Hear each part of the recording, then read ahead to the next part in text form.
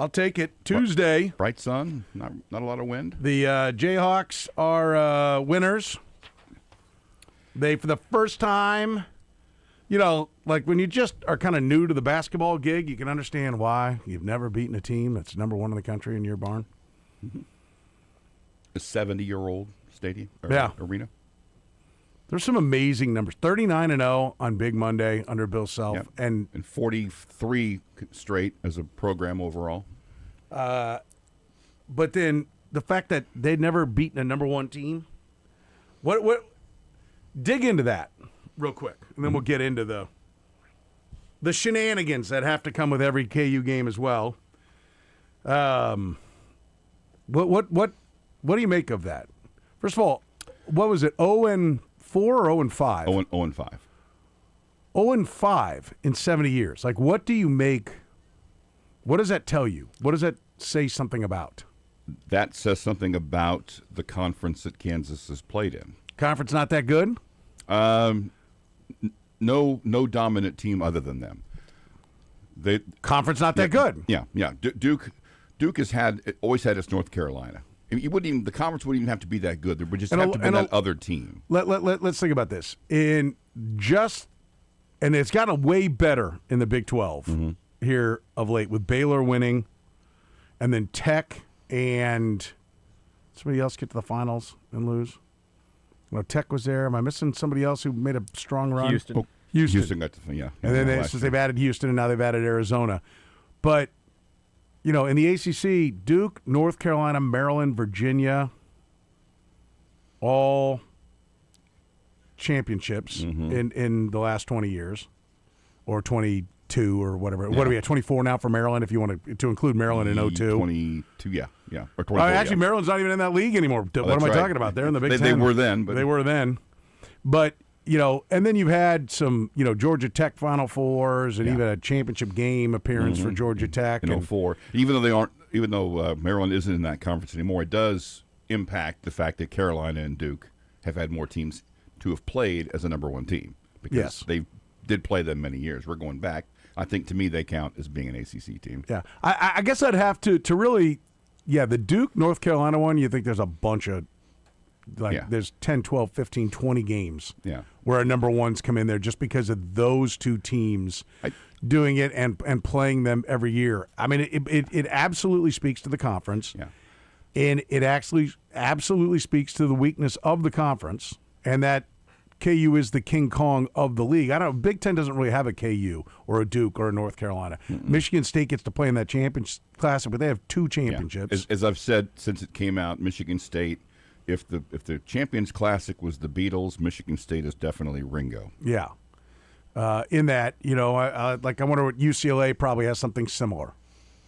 Yeah. I mean, they dominated the Pac 8, 10, 12 until, the last couple of decades, last few decades maybe with Arizona. And the conference wouldn't have to be deep necessarily. It would just need that other team. Right. I mean, the ACC could be a middling conference if it still had Duke and Carolina. There is some connection between those two things. But there just hasn't been that the Carolina to KU's Duke.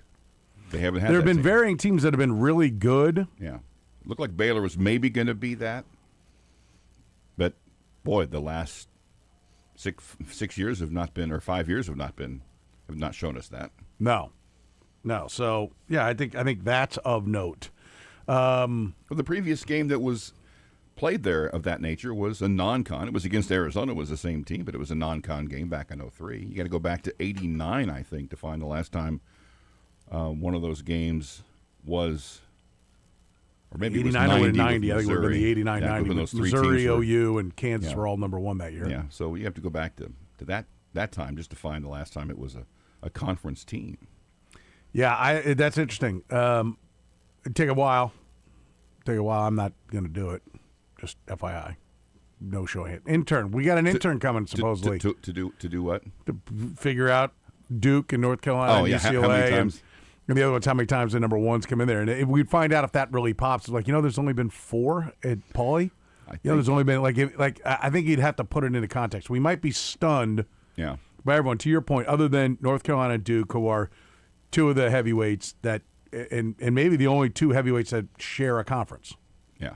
I mean, now there really isn't anything like that. No, I mean, because even Michigan or Michigan State or Ohio State, Indiana and UCLA, I guess, now that they're in the same league, but they weren't in the same league forever, so they wouldn't have crossed paths. I mean, it'd be pretty tough to create that. But that was stunning, and they got the win, and they got the win without Darren Peterson. Where do you want to start? Do you want to start with Darren Peterson, or do you want to start with Bill Self?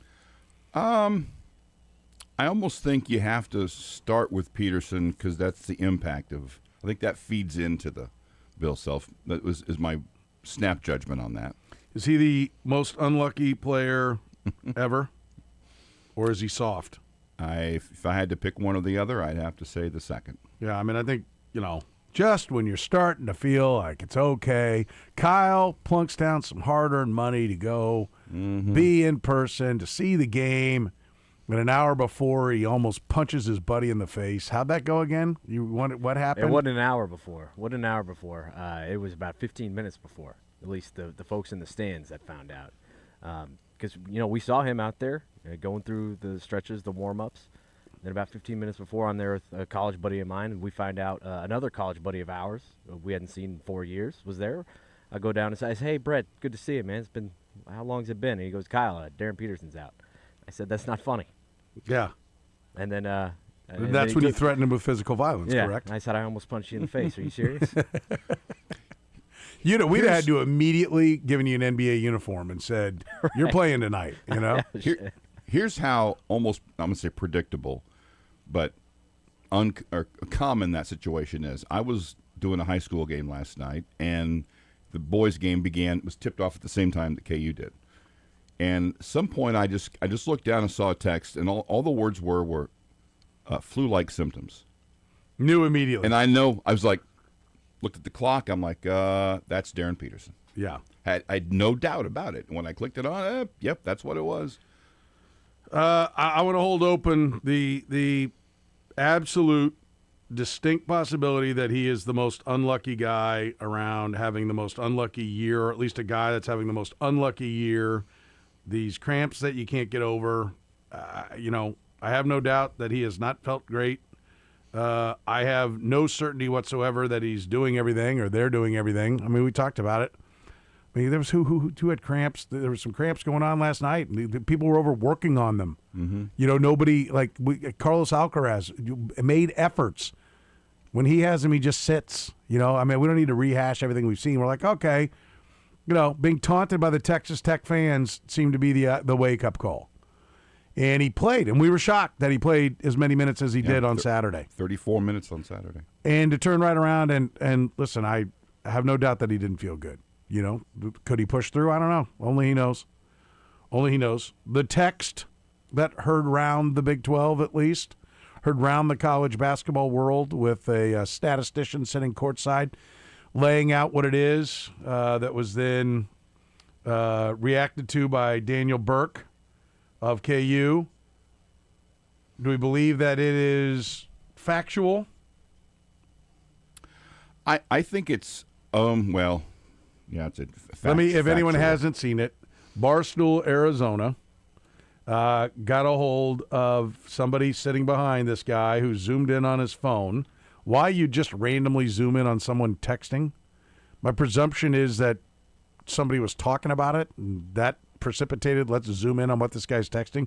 Otherwise, what kind of weird pervert are you? Yeah. Can I just say that? Can we point that part out? Have you ever zoomed in on somebody's phone trying to see what they're texting? Not this week. Quote, what the guy was tweeting or texting to his friend, texting was, so he's sick and he didn't tell anyone in practice. And Bill said, don't half-A it if you're going to play. If not, sit. DP said, blanket, I'm out. To which Daniel Burke was always very helpful up at Kansas. All the stuff we ever do, always appreciate the great work he does. Retweeted it and said, the person texting in this video is a contracted crew worker who handles official stats during the game for ESPN. He does not work for KU and is not affiliated with the athletic department in any way. He has no inside information and was speculating we're handling internally.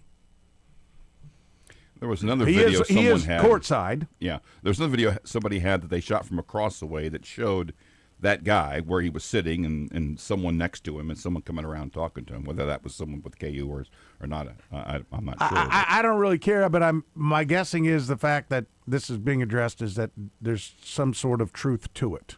We're in the ballpark. Now, let me say this. I think one of the important things about, let's say that exchange is exactly the exchange, which I find hard to believe, but I do find it pretty easy to believe that it's in the ballpark, of an exchange had between Bill Self and Darren Peterson.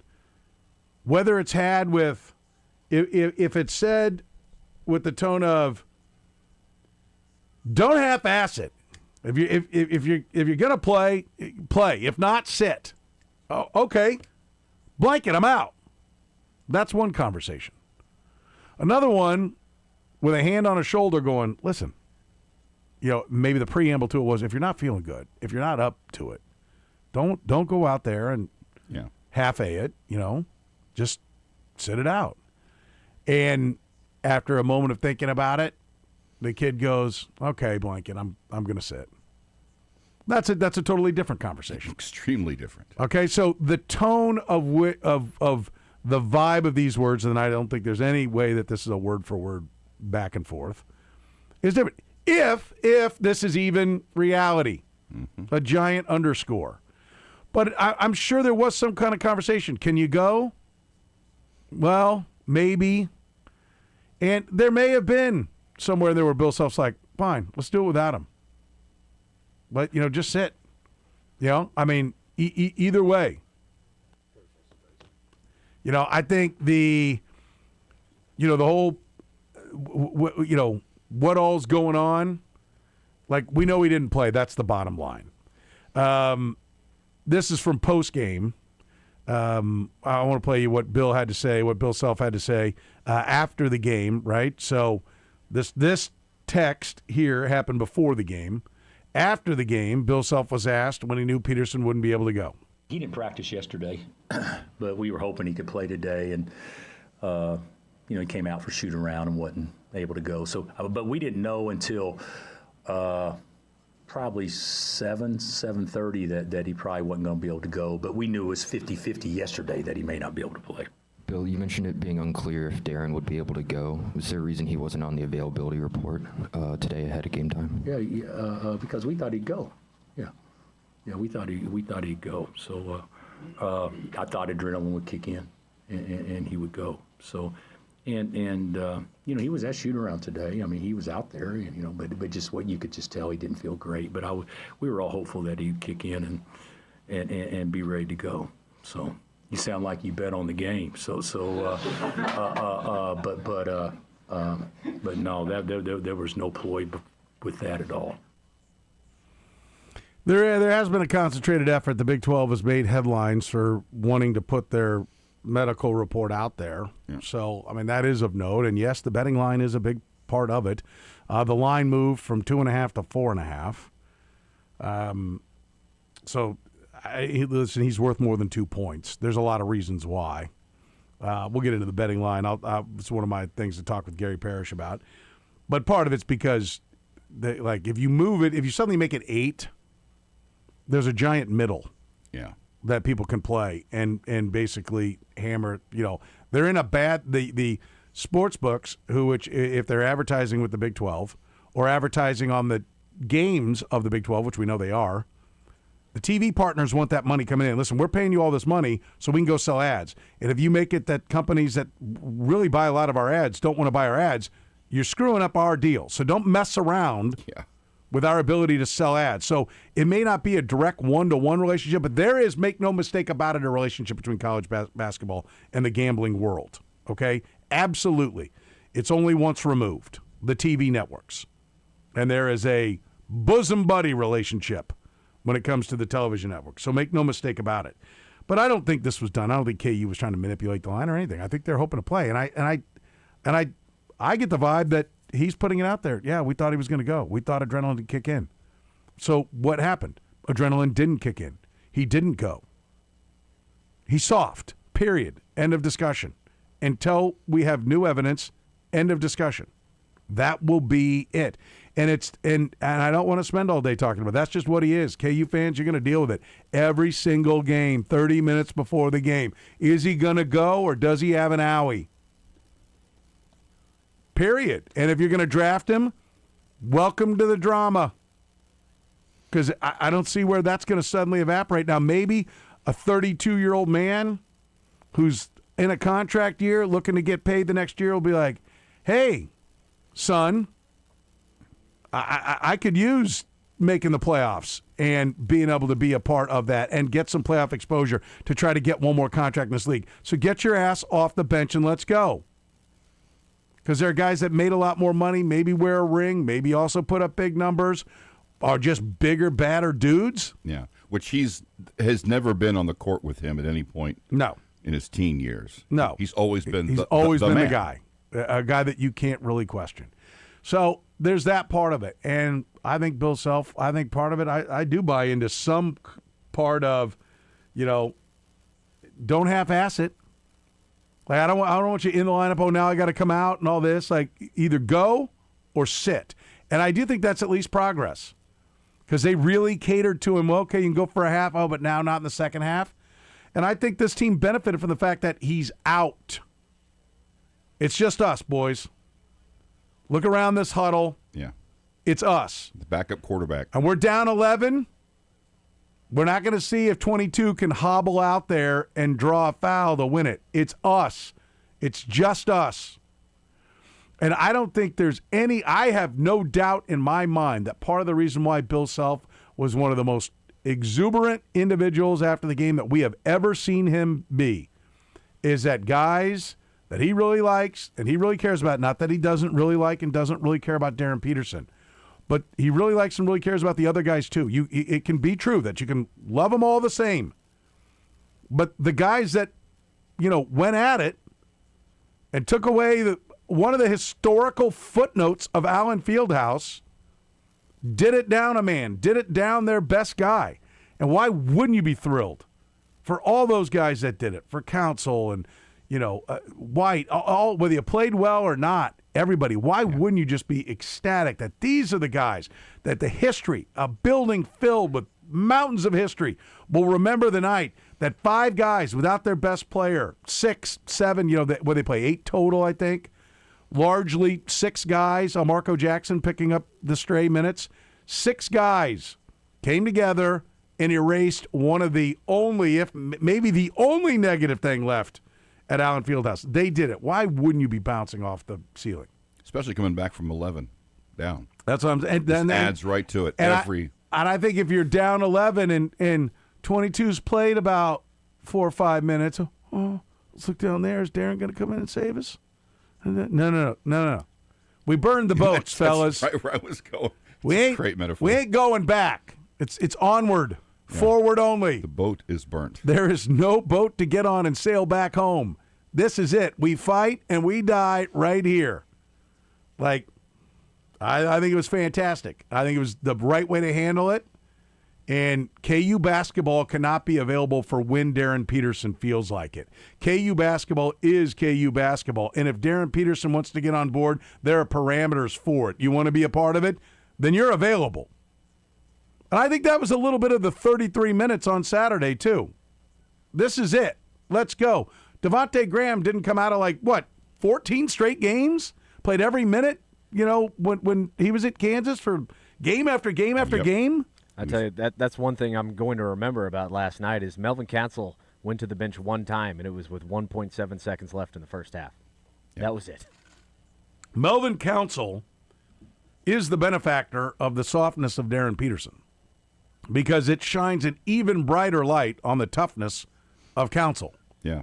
He does have the – I kind of think it's – we get that – everyone says they got that dog in him.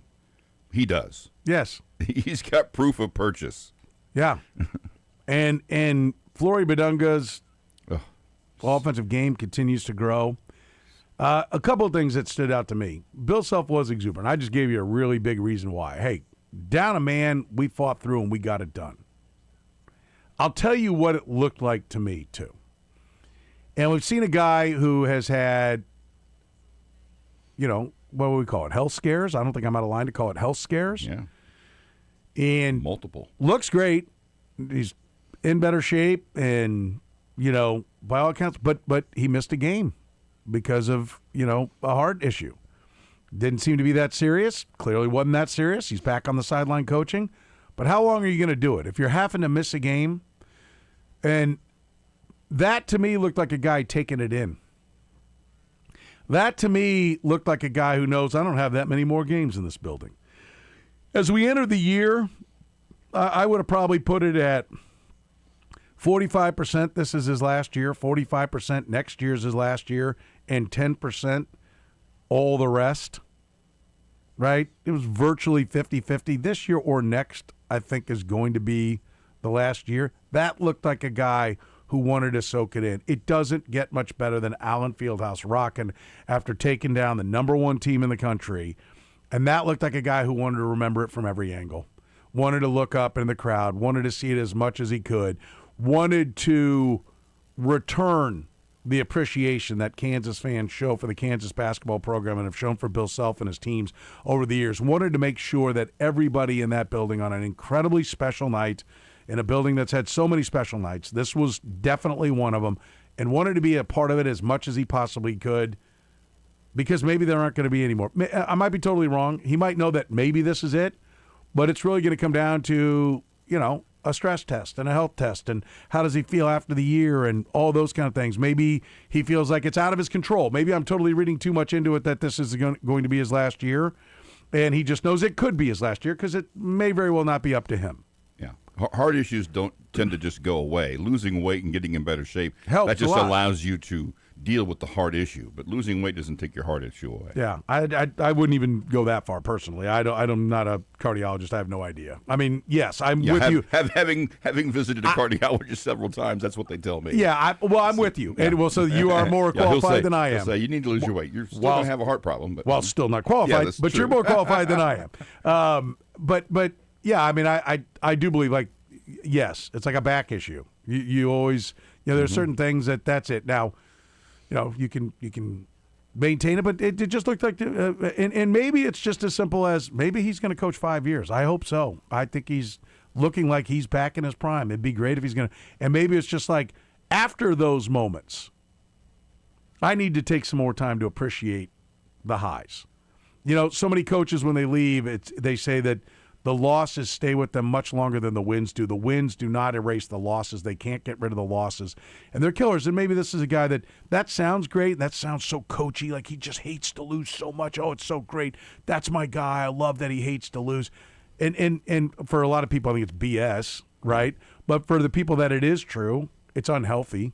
Yeah. It shouldn't be that way. If the wins don't matter, why are you doing this? And I think the people that think that's what fuel you to be good at coaching are the ones that don't fuel themselves in what it is, that they don't really know how to be great at something, so they want to believe, well, it's not my fault. I don't have this awe-inspiring moment to inspire me. Like, I think it's our own shortcomings that we plug on to coaches and decide that this is what it is. Coaches coach. Great coaches are great coaches because they figured out the system, they figured out the plays, they figured out the players, they figured out the team building, and they know what they're doing, right? And they work at it. But it really felt to me like a guy who said, I don't have many more of these left. And there, in all likelihood, won't be a bigger one this year. Undefeated number one. Not just taking down number one for the first time. Undefeated number one. You're a dog in your own building. Yeah. And you lose your star player right before the game. So let's go out and let's enjoy this. Let's look up into the crowd. I mean, and, it is pretty staggering that the entire ESPN broadcast always knows to be ready for this to happen. I mean, the TCU game, Fran Fraschilla called it. Well, don't go away, because we're either going to see a great upset or we're going to watch yet another great comeback here at Allen Fieldhouse. It was the great comeback. Yep. Right? And they kept talking about the atmosphere and where it was, and Kansas basketball, at least Fog Allen, has no bigger fan than Scott Van Pelt. I hope Kansas fans stayed around to watch SportsCenter afterwards, because immediately following, they usually kind of do a little post-game themselves, and they brought on Boog Shambi and Fran Fraschilla and chatted with them, and he had Bill Self on immediately afterwards. And then they went and did NBA and other stuff, and then they came back around to the game. And Scott Van Pelt cannot stop talking about how great Fog Allen Fieldhouse is. So, that when nationally they're appreciating the moment, you recognize how special that game was. Yeah. It was a big one. Yeah, especially in context of all the things around it and the way the season has gone. I said last night on Twitter, I said, somebody convinced me that this Kansas team isn't the subject of a Netflix original series about this basketball team that has pitfall after pitfall and somehow manages to struggle back and win every game. That last night was like episode 10. Oh, what's episode 10? Oh, this is when the best player gets sick and they knock off the number one team on their home court. I mean, that's the kind of thing you see in a show like that. That doesn't happen in real life. Amazing. They'll be talking about last night's game forever. Yeah. And they should. It's going to be interesting because they have Iowa State before the next rankings come out. But do they? There's still a 3, I think, on Lunardi's bracketology. Yeah. But I think they're a 3 just waiting for somebody to lose this week, and they will quickly become a 2. I think they're a 3 because they played Monday and not Tuesday and Wednesday, where probably somebody in front of them will lose, and you'll see them slide into being a number 2. The questions that I have: can they be a 1 seed? Can they win the league? Is it possible that they're the best team in college basketball by the end of the year? I don't think they can be the best team in college basketball without Darren Peterson. With him, I think they can. I don't know if they'll ever wear that crown, because everybody who looks at him will wonder, well, is Darren Peterson going to play or not? Yeah. And who knows? And if he plays all the way to into the regular season in the conference tournament and they're the 1-1, is he going to be there in the second round? It may be hard to give him the 1-1 because of that. But you're right about shenanigans before the game. Every KU fan's going to be thinking, once March hits, the NCAA tournament hits, and you got to play 2 games in a weekend, how do I know you're going to play that second game? Yeah. I mean, you got to turn around just like you did here, and you weren't able to answer the call. Now, again, maybe he's just unlucky. Maybe he had turned the corner, and he had the flu so bad he couldn't do it, right? I have no idea what he's going through. I just know that everything that's led up to this, it's the boy who cried wolf now. And it's unavoidable until he solves it. We thought we were on the way. Back-to-back games of 30-plus minutes, we thought we were on the way. And this set it back. Doesn't mean he can't still get there. Doesn't mean he can't still play all the games. Have a monster game against Iowa State and beat Iowa State to keep this run going. The legend grows. But I think this team can beat any team in the country. Well, they just beat the undefeated number 1. Yeah. Duh. They can beat any team in the country. Without him, I don't know that they can win 5 games against high-caliber opponents, which, you'll get a rummy, and then you've got to win 5. I don't know that they can do 5 without him. I definitely think they can do 5, the whole 6 games, with him. If he's in and all in and not coming and going throughout the course of the game. As you said, if he goes off on Saturday at Iowa State and scores 27 with 8 rebounds or whatever, well, then they play in Oklahoma State the following Wednesday. Is he going to be there? Is he going to be ready? I mean, it's not the short turnaround it's been the last 2 weeks, but there's no reason for anyone to just walk into that game and go, we know he's going to be back. There will always be that, regardless, unless he strings together 5 or 6 straight. Even then, it won't ever be erased to me. As long as he's wearing that uniform, there will be reason for someone to go, really? Let's see. Yeah. 913-3-810-810. We'll open up the phone lines, 913-3-810-810. A lot more to get into with that game and where we go from here. Also, the Missouri Tigers getting ready tomorrow night to start a stretch of 5 games against teams that are all ranked ahead of them in the Ken Palm. We'll talk more about that with Gary Parrish coming up in our 5 o'clock hour. Sam McDowell in the 4 o'clock hour. He was at Allen Fieldhouse. We'll talk more about the game with Sam, get his perspective being in the building. The Godfather, Frank Bowl, will be with us in the 3 o'clock hour. Again, we'll take your phone calls next, 913-3-810-810. You're in the program. The program with Soren Petro. He's not Jordan. Jordan gets 6 rings. Weekdays from 2 to 6 on Sports Radio 810 WHB. Beautiful weather yesterday. I mean, it's absolutely spectacular. It's one of the things I like to do. I'm fortunate that at lunchtime, sitting at home, doing a little work, working on the computer, can go sit out on my patio. All Weather Decks made that possible. All Weather Decks builds great outdoor living spaces. Beautiful weather is here. Oh, we're going to have some cold weather, probably even get another snow. But even today, it was nice to get out with the sun out there and just sit and relax outside. If you don't have that great outdoor living space, what are you waiting for? All Weather Decks builds them. They've built them all over Kansas City for more than 15 years. Locally owned and operated, All Weather Decks does one thing: build great outdoor living spaces, whether it's decks or patios or screened-in porches. They're only 6 or 7 weeks away from starting your project because they specialize in this. Multiple crews working all over the metro, meaning that they can show up, start your job, work on your job, and finish your job quicker than anybody else. So only 6 or 7 weeks. Basically, how long it takes for them to pull the permit is how long it takes for them to start it. Then a full crew works on your job until it's fully done. So starting it sooner, finishing it faster, building it better than anybody else, that's the most important. See the 24 Angie Super Service Awards. That's what you get with All Weather Decks. So go to allweatherdecks.net. Check out photos of finished projects. Check out the map link where they've done jobs all over the metro. Check out all those awards. Great customer service, the best craftsmanship, and ready to go faster than anybody else. So call 913-206-1974. Cass and his team are Kansas City's best. That's why they've won all the awards. Listen, beautiful weather is going to be here soon. Day in, day out. Don't miss it. Get All Weather Decks working on your project right now. 913-206-1974. Mention you heard it right here on Sports Radio 810 WHB when you call 913-206-1974. And again, check them out on the web. It's allweatherdecks.net. That's allweatherdecks.net, and relax. This Valentine's Day, raise the bar. Skip the guesswork and give her the gift of beauty from Plaza Aesthetics and Wellness. I'm Dr. Amber Botros. I personally oversee every treatment to ensure safe, natural results. From facial rejuvenation to advanced aesthetic care, we will help her look refreshed and feel confident. Jewelry is nice, but confidence, that's everlasting. Make this Valentine's Day count. Give her the gift of confidence by going to plazamedicalspa.com.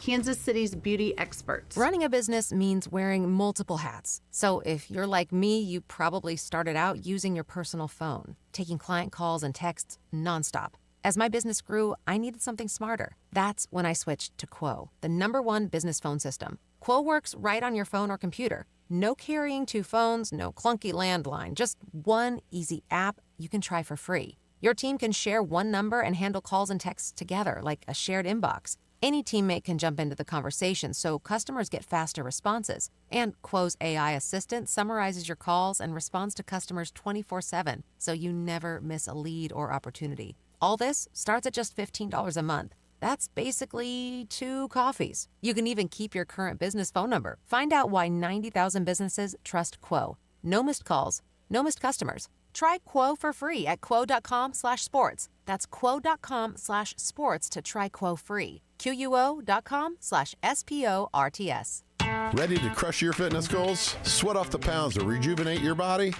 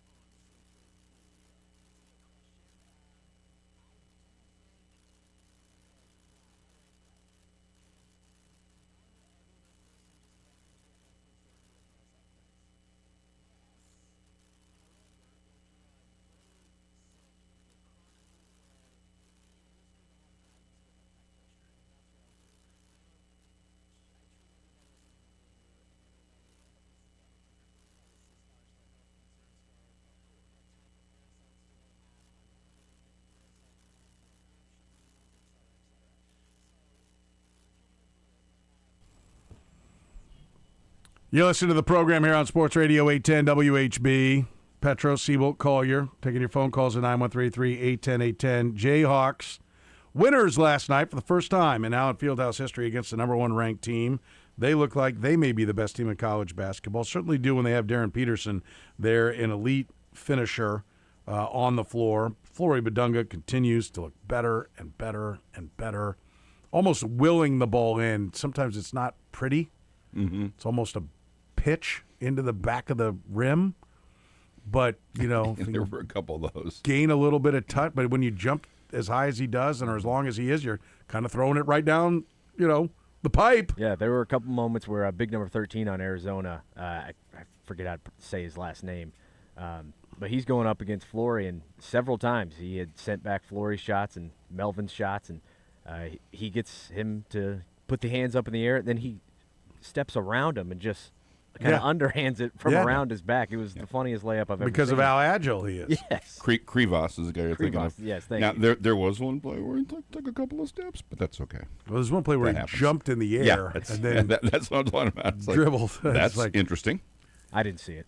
Even Brian and Greg were like, I think he might have taken a couple steps. Greg's like, yeah, he definitely did. Yeah, for sure. He got away with one there. Tommy, I forgot his last name. Arizona coach. Tommy Lloyd. Tommy Lloyd. Yeah, he probably should be upset about that. Yeah. But it happens. I mean, guys change pivot feet. Yeah, it's all the time now in basketball. It drives me crazy. Like, pivot. Oh, now I'm going to pick up that pivot foot and take 2 steps. And that's become even more of a thing this year because I'm seeing videos all the time. Every couple nights. There's a video of like, would you look at this? Like you don't get a pivot and then take 2 steps. Right. That pivot foot comes up and you're still holding the ball. That is a travel. I do not understand what is going on with these officials. Yeah. I don't get it. It's all over the place. 913-3810810. T-Box here in the program. What's up, Box? Yeah, that pivot. There was the epitome of that, Kurtis, the other night on Sports Center. I don't remember. It was like a D3 school or something. So they did that. It was pretty hilarious. Cartoonish. It was like 5 steps. Yeah. When it's all said and done. But what I was going to say, the other thing, too, is Boog Shambi, after that game when they were talking to him about Wrigley Field, the fact that he does baseball games there. Uh-huh. And, he stopped short of saying Allen Fieldhouse was better or maybe even the equal of Wrigley Field. But I thought he kind of did say it was the equal. He said there are probably 6 or 7 venues that are hallowed in all of our sports, and this is one of them. Yeah. So I guess he did say that. But last night, unfortunately, I wasn't at the game. But I don't know how many of the fans stuck around, but that place looked packed. Even when Bill Self, he was live on the scoreboard talking to Scott Van Pelt. So that may have been part of the reason, and part of the reason might have been the number of students or whatever. But, man, it seemed like people were soaking it in last night. So I did want to make one comment about Self and his celebration. And watching him celebrate reminded me of after the Missouri game, the Thomas Robinson block and stuff, his celebration after that game. That kind of reminded me of that. But the thing that I love so much is I don't recall in the Oral Roberts Tulsa day, if he was looking for point guards or what he had then. But I do know when he was at Illinois, he loved his point guards, and obviously he brought that to Kansas. And with Melvin Council, it may be a small sample size, and he's probably only going to be here for 1 year. That this last 15 games say how Melvin Council has rounded into that point guard that he wanted.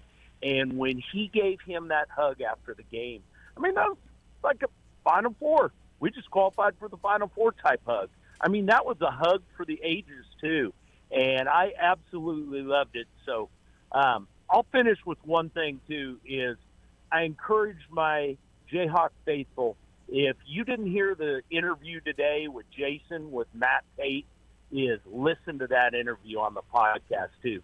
And tell me that doesn't give you goosebumps. You guys are probably doing show prep and probably didn't get a chance to hear it. I didn't, but now you've got me making a note here to go back and make sure that I listen. Oh, my goodness. Matt Tate was absolutely at his finest. And, he was comparing this team, and he was talking about a couple old teams. He was talking about the hatred for David McCormick or whatever. And, this guy who led us to a national championship. So I'll stop rambling, guys. Thank you for the show. Appreciate it every day. Rock Chalk. Always appreciate your rambles, T-Box. Always appreciate your rambles. He mentioned the hugs with the players, and I think that was an indication, one, of not only what that game meant to Bill Self to watch his players do that, but an acknowledgement of his awareness of how much it meant to the players. He wouldn't hug in Melvin Council because he felt good, just because he felt good, because he knew what Melvin Council had to do and what getting it done without Peterson meant to everyone else on that team. I think it was both those things kind of came to a head there. That's why you saw the emotional reaction you did from everybody. 913-3810810. Let's go to Jim. You're in the program. Jim, what's going on, buddy? Good afternoon, gentlemen. Thanks for taking my call. You bet. One quick comment just on your show in general. I really like your show, but mostly because you take call-ins, and I like to hear what other people's perspective is. Oh, thanks. And I guess my question along those lines is why don't the other hosts do that, and is that up to them, or is that a programming thing? And then the other thing is, I'm a K-State guy, and I think the first thing they need to do is get rid of the athletic director. I think that whole thing's a mess over there until you get rid of him. I don't have no confidence in him hiring the next coach of anything. And I just think he just was a buffoon in his interviews, and he doesn't do anything to rein Tang in from the comments he makes, and he's an embarrassment on two accounts for me. So anyway, that's all I have. Thank you. All right, I appreciate the call. Thank you very much, Jim. Let's go backwards. I think Gene Taylor, listen, they had a graduate assistant arrested and charged with domestic battery. Yeah, Mark Vidal. Former Baylor player. Baylor player that's on his staff. It's one thing to lose games. It's another thing to lose games and have people in trouble. It's one thing to win games and have people in trouble, but losing games and have people in trouble. It gets real easy for people to be like, okay, we're firing you, and I'm going in asking for the money and telling them we have to have the money because we're not going to tolerate violence on our, felonies from our staff. Yeah. And so you can sit and talk, after an embarrassing loss of 30-plus points, talk about how hard you and your staff work. When your staff is being charged with domestic battery, that's a tough sell. Okay? It's not good right now in Manhattan, Kansas. Right? It's not good. Football season can't get here fast enough. Spring football can't get here fast enough to be a distraction. And I do think Gene Taylor is going to be in some, he's going to have to answer some questions. Now, I don't know if he's going to be fired. And he did hire Chris Kleiman, who was a great hire, and he got Colin Klein. That's two pretty good football hires. Okay? I mean, on paper, it's one, absolutely, Chris Kleiman was a good hire. And Colin Klein is the guy that everybody wanted, and he got it done. Didn't like some of his comments, acting like, and I know why he did it, because he was more hurt over Chris Kleiman than he was eager to please everybody over Colin Klein. But it was still a dumb comment. You can't make it. I don't even know if I got his phone number. Well, you better find it. And obviously he had it, and it was just he wanted a funeral for Chris Kleiman more than he wanted, like, where are we going next? And that just didn't it. No.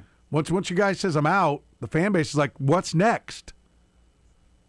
And that's great. But, Chris Kleiman, we don't, made $15, $18, $20 million.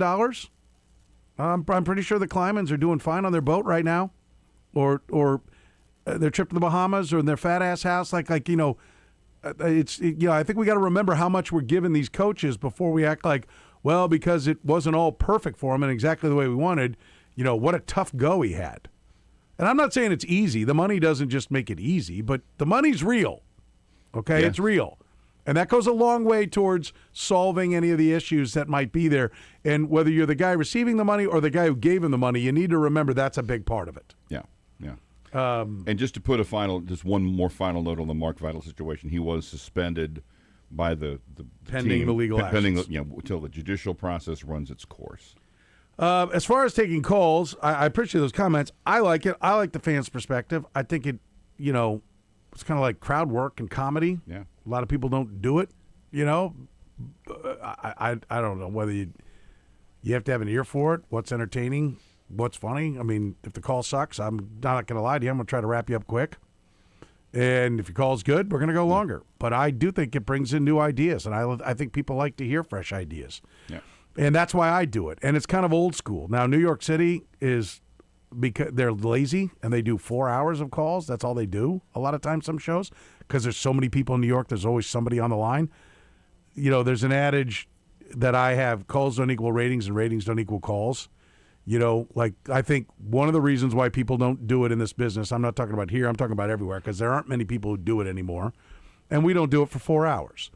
But, you know, there's a tendency to think that if I say the phone number and I don't get calls, then nobody's listening, or I've done a bad topic. Maybe. You've done a bad caller topic.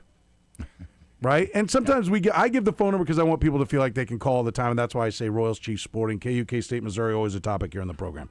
If you have something you want to say about those teams, those are our teams, and I haven't gotten to it, you might have thought of something that I haven't thought of that is pertinent, and yeah, let's have a discussion about that. Right? Like, I hadn't gotten to the K-State situation, but it's on our list, and I'm glad you called. You made it clear that that's on your mind as a K-State fan. And Gene Taylor's job, which I think is a relevant discussion, and I think it's a discussion now. I don't think it's actionable yet. But for K-State fans to be talking about, should Gene be making the next hire on the basketball coach? I think that's a real question to have. You know, and if he, you know, how is he defending Jerome Tang? How does he defend this situation as more information becomes available? I think it's going to be important. And so we probably would have gotten that maybe with Frank, maybe with Sam later on. But that's why I like to take calls. But there is a feeling, there is an element of like in this chair where, okay, we put out the phone number and nobody called.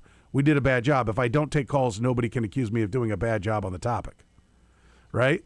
There's, like I said, some days we give you the phone number because if you want to call, I want you to call, but we have the topics covered, and I don't really need you to call, but you're invited to, and we will try to put you on.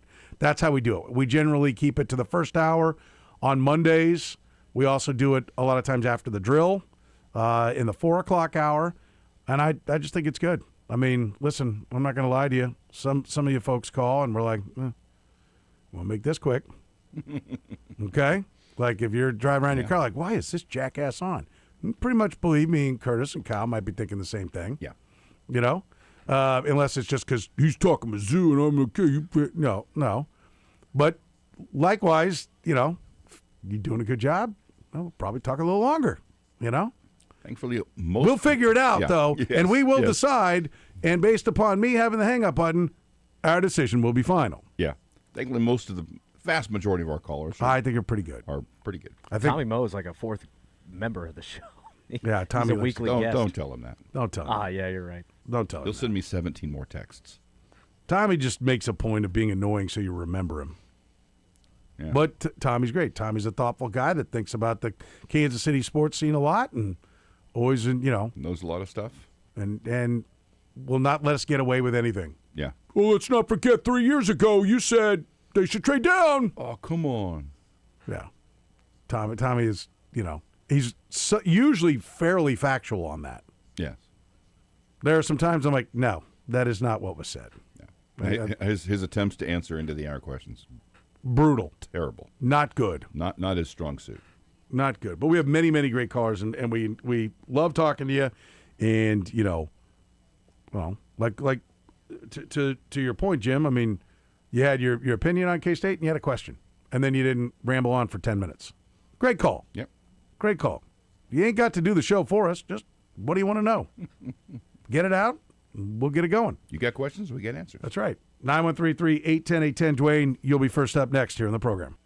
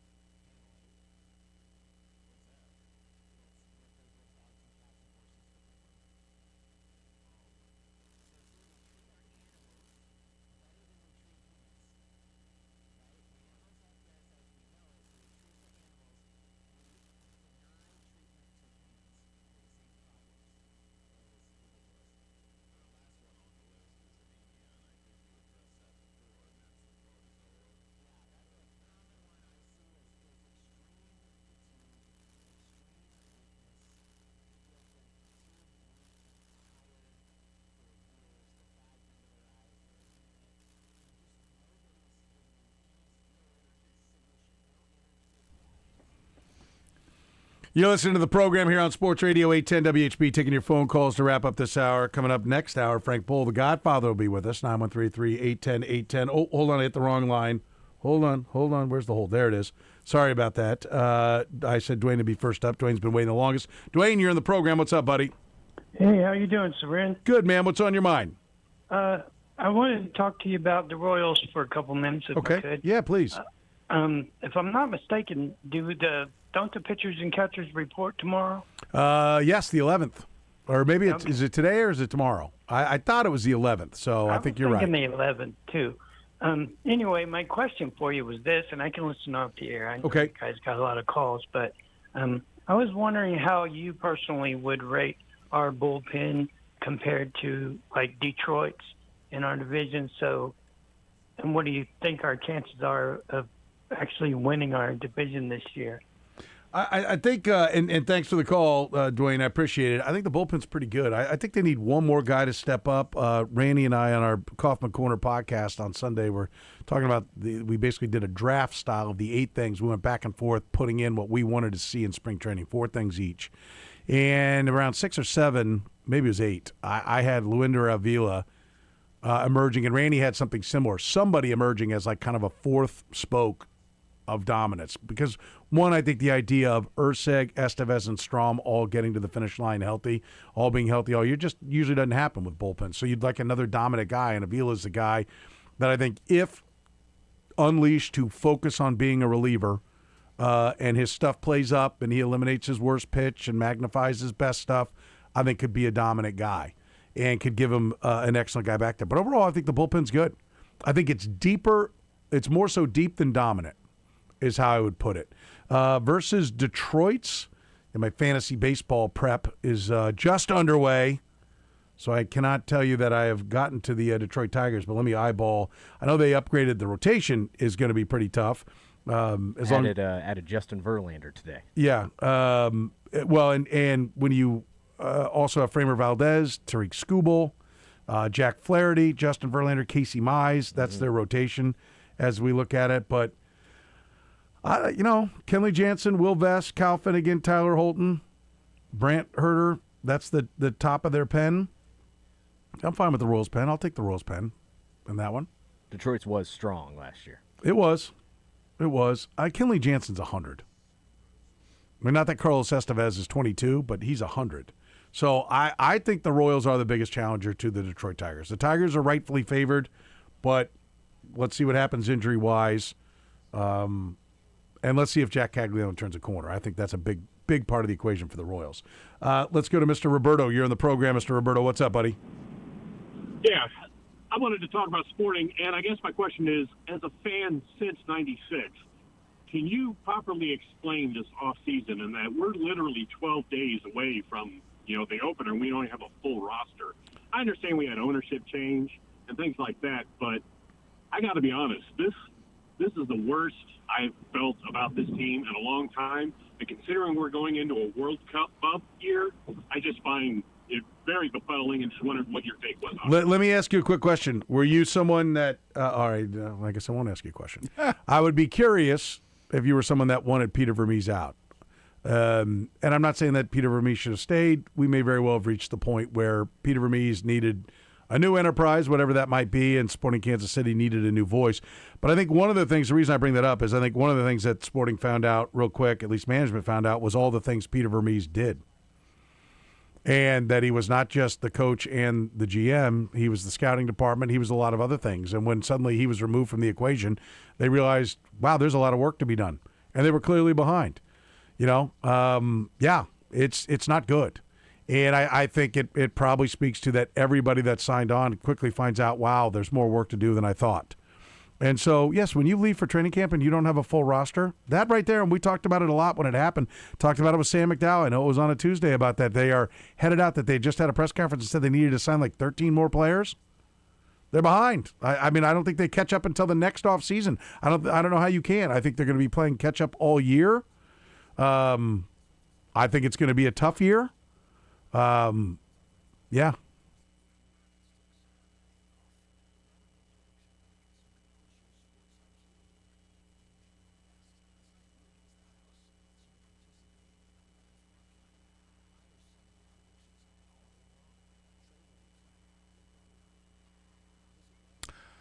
All right, who was the first number 1 team that Kansas beat anywhere? Brought to you by La Feta Delicatessen.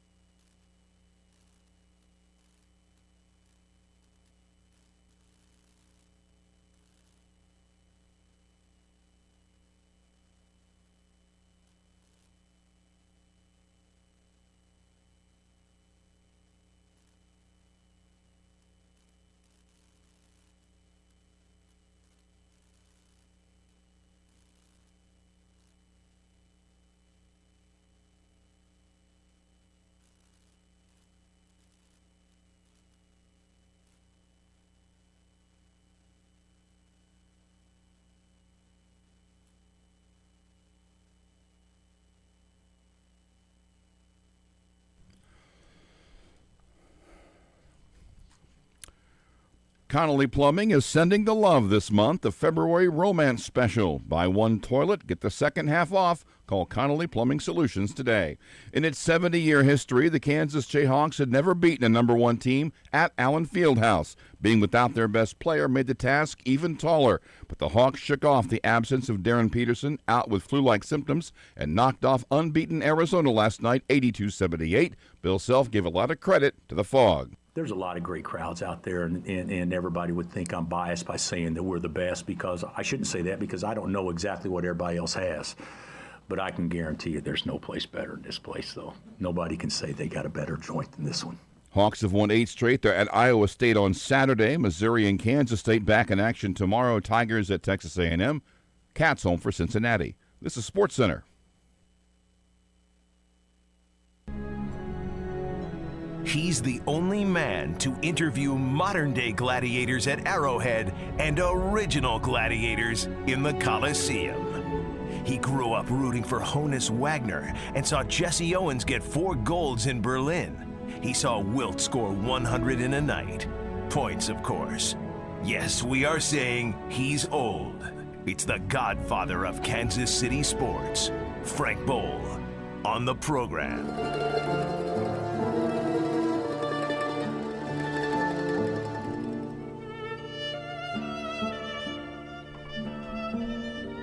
So this is like being all fancy now every time you come in here. You changed my day. What's your story? Oh, is that what it is? You changed my day. He dresses up on Tuesdays, always has.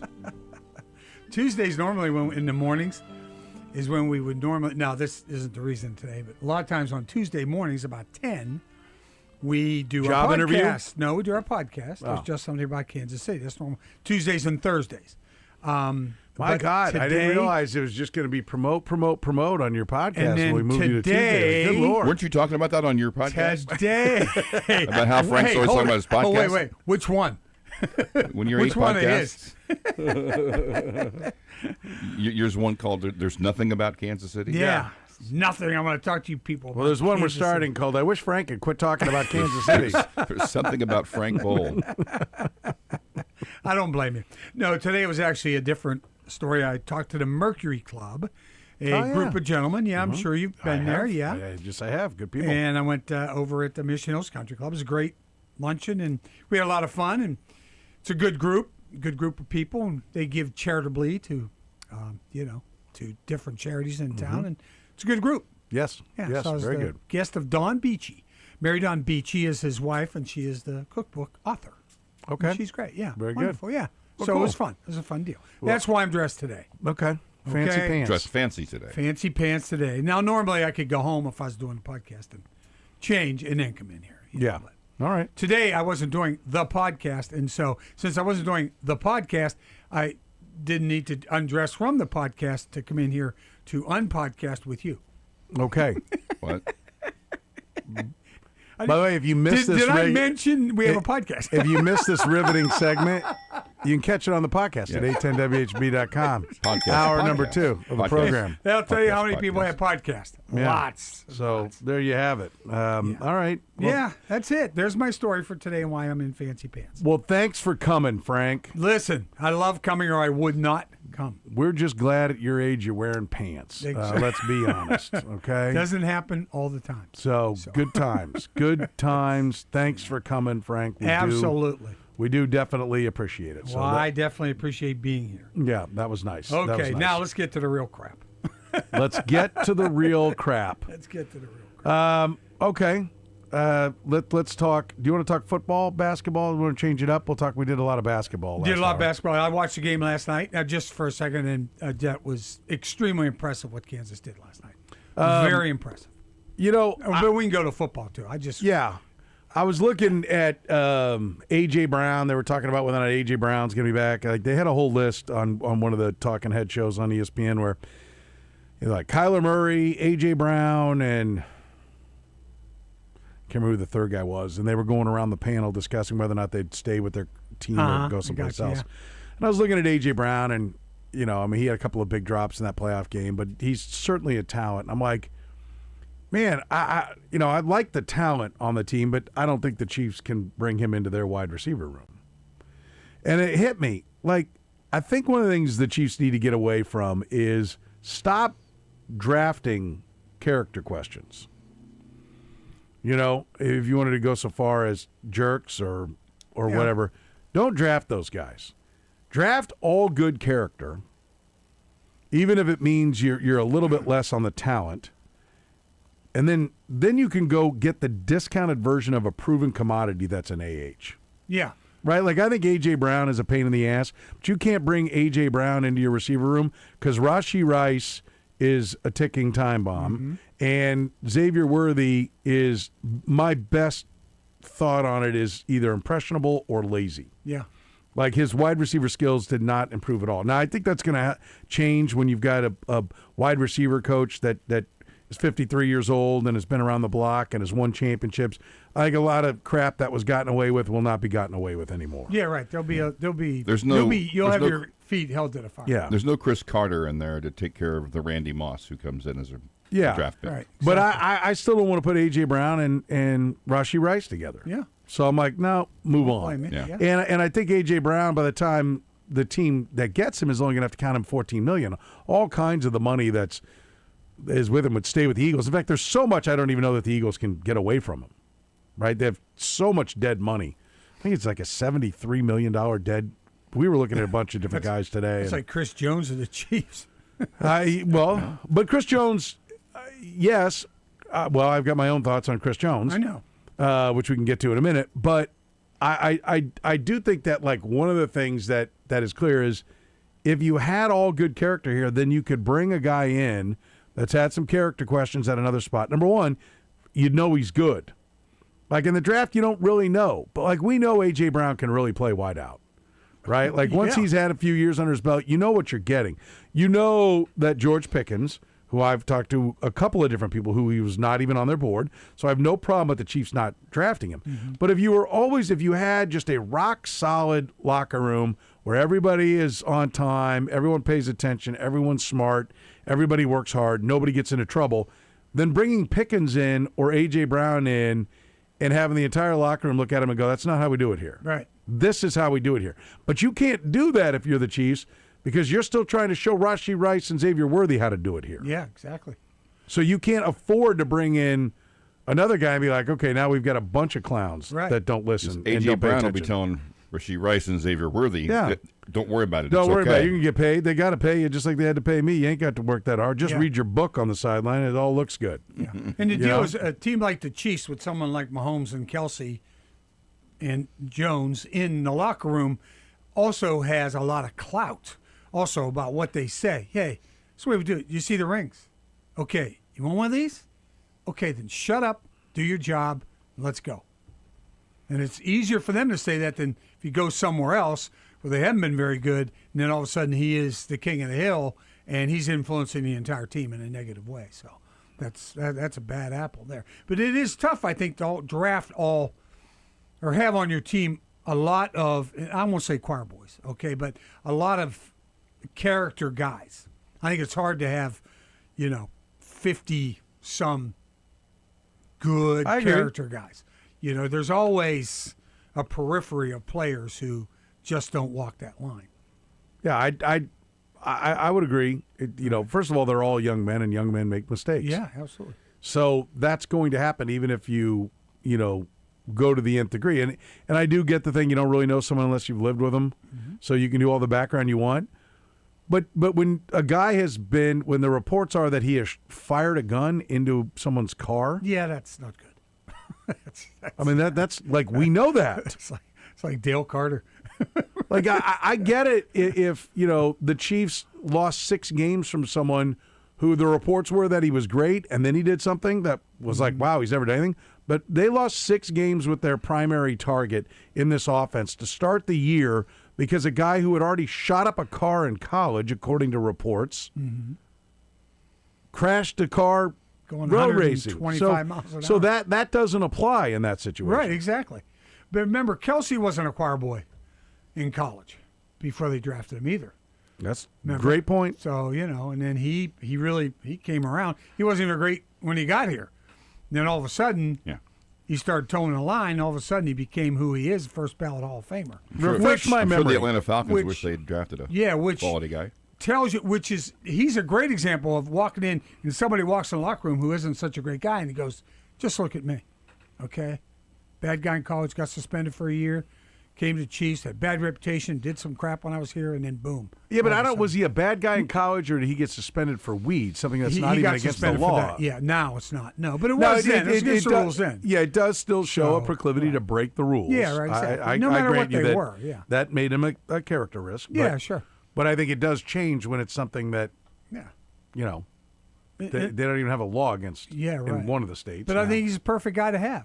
He's a perfect example to look at. I mean, Petro was never in any trouble, and just, Kelsey would sit there, hey, look, man, this is what I was like. This is what I was doing. Okay, now look at me. You toe the line.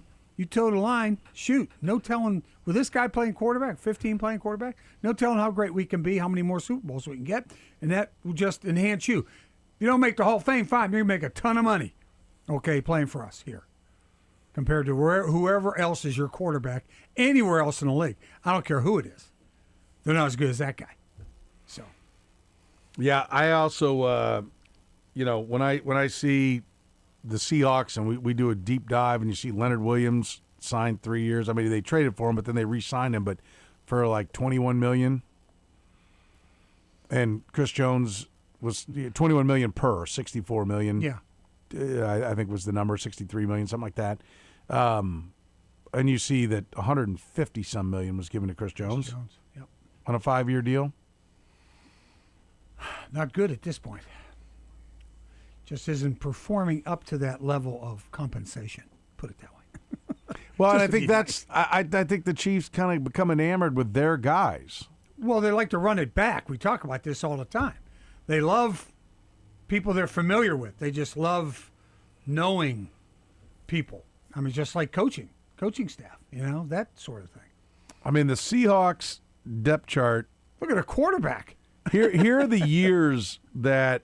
Now, I do want to be clear. The Seahawks have like what was it, number 5 for the corner? He's the best corner in football. Well, he went 5th in the draft. He ought to be pretty good. They have like a 5, a 9, a 13, a 16. They've had a run of some high picks. Yeah. That really contributed to where they are. But the acquisition of their frontline offensive guys, 23 draft pick, trade this year, I think a signing 2 years ago, 22 draft pick, 25 draft pick, college free agent in 24, 23 draft pick, 22 draft pick, 24. Unrestricted free agent Sam Darnold from Minnesota this past year. Yeah. Kenneth Walker, 22. Their fullback, 25. Like, they're turning that roster over. Yeah, they're not sticking with the same people, and they're getting better against the salary cap. And most important guy in that whole list is Sam Darnold. And to get him for what he was gone, so couldn't wait to get rid of him. No starter on offense or defense for the Seahawks was acquired before 22. Wow. That's a young team, too. That bodes well for next year, year after that. They're in great shape. Great, smart GM, Anyway, he never puts himself in the cap situation that the Chiefs find themselves in now. No. And if he has a capologist besides himself, they know exactly what they're doing. He's funneled his way out of one Super Bowl group. Yes. And then rebuilt the team again and won it again. Now, let's see what happens when if they end up having to give Sam Darnold big money. Mm-hmm. It changes the calculus a lot. And you start drafting 32nd. Well, and what are they going to do with Kenneth Walker? Are they going to have to pay him? That's right. Back. Do they pay Walker? And then what year Walker was in the 22 draft? 22 draft. So the 23s, next year they'll be making decisions on their starting right guard. They've got to make a decision this year on their starting right tackle. JSN. First round on their no, they got one more year on their left tackle because he was a first. But JSN will have 2 more years before they can put a 5th-year option on him.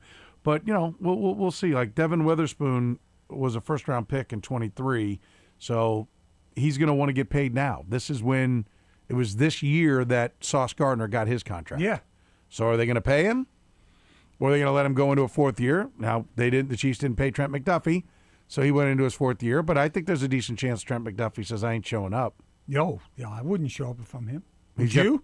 I wouldn't. I'd say, hey, guys, I'm not going to show up, so you might want to do something with me. I think he strikes me as the type that might show up. Yeah, he is a good guy.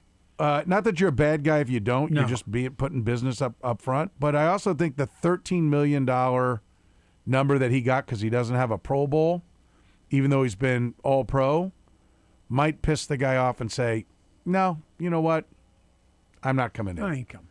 Not for 13. Like if it's almost 21. If you're up on if he'd had a Pro Bowl, well then, okay, I'll come in for 21. But I'm not coming in for 13. Right. So let's get a deal done. Can't blame him. No. And then it's a question of, do you want to get that deal done, or you want to move me, or do you want to trade him? Mm-hmm. So get more draft picks and do whatever you can do, and take that money off of your salary cap. Have more money. I'm sure they're gonna renegotiate Mahomes and Karlaftis, and I don't know. Can they do anything with Jones? They probably don't want to. Do they? Yeah, they can push $16 million. They can save about $11 million if they prorate the deal, but that's just pushing it back to 27 and 28. And then how much is Kelsey going to want if he's coming back? And the more and more you hear about it, the more and more it sounds like he is. My fear is that nothing changes if Travis Kelce's coming back. That's like true. I almost think that there needs to be that change needs to happen for this offense to evolve. Otherwise, is Travis Kelce going to come in and do something dynamically different? No, he'll be the same. He'll be the number one target again, and he just doesn't have yards after catch anymore that he used to have. But he'll still be targeted a lot by Mahomes. And if you come through this year, like I think it's clear for all of Clark Hunt saying, well, we want to be in a position where we can compete for Super Bowls every year. He said that as he was standing at the podium for the Raiders Super Bowl, and I believe that's when they had signed Chris Jones to the deal he's on right now, right? I think they might have did that going into the 3-peat year. Yeah. March 24. Of what year? March of 24. 5 for 158. So 24, 25, yeah. So they signed him going into the 3-peat year. Mm-hmm. That was not a move made for the long haul. No. That was a move to try to win the third straight. Yeah. Yeah. And now they're paying the price for that. Yeah. And so the question is, do you actually start, weeding some of these out? They have a ton of free agents, too. Doing what you're preaching. Right, and they should have a ton.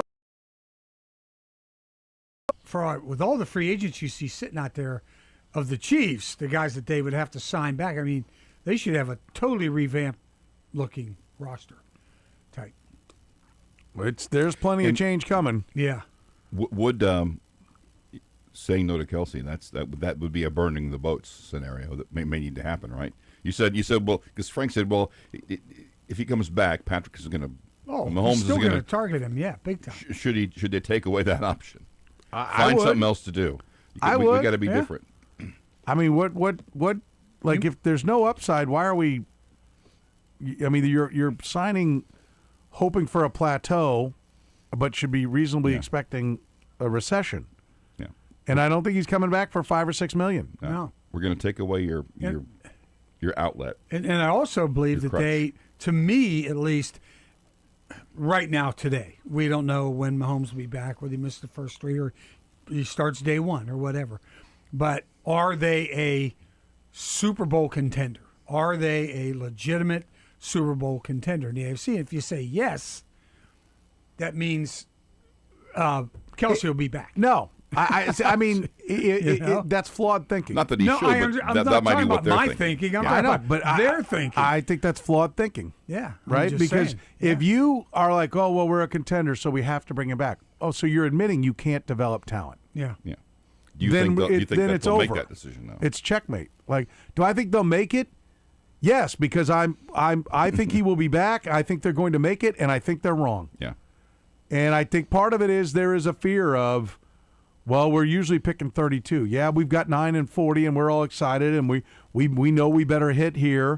Got to hit here. And I think that they're probably going to end up paying Trent McDuffie because they're going to be like, well, without him, we got no prayer.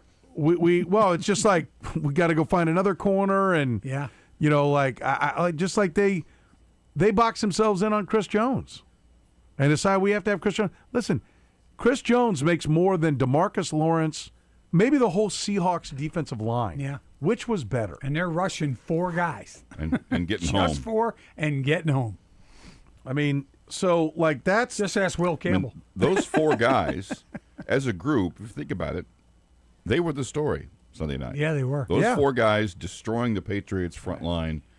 Everything funneled. Everything kind of spread out from there. Yeah, because they got him into second and third and longs, and then all of a sudden you saw the blitzes. Yep. And you know what I mean? You saw the guys coming off the corner, coming from safety and corner and coming everywhere, and they're coming wide open. And they knew they could. Yes. There's multiple reports from guys saying that we saw right away. The quarterback was not throwing. They're not blocking us, and we're going to get there. Not only that, the quarterback looked hurt the whole night anyway. The Seattle Seahawks in 2025, their edge cost was 15th in the NFL. Their interior defensive line cost was 14th.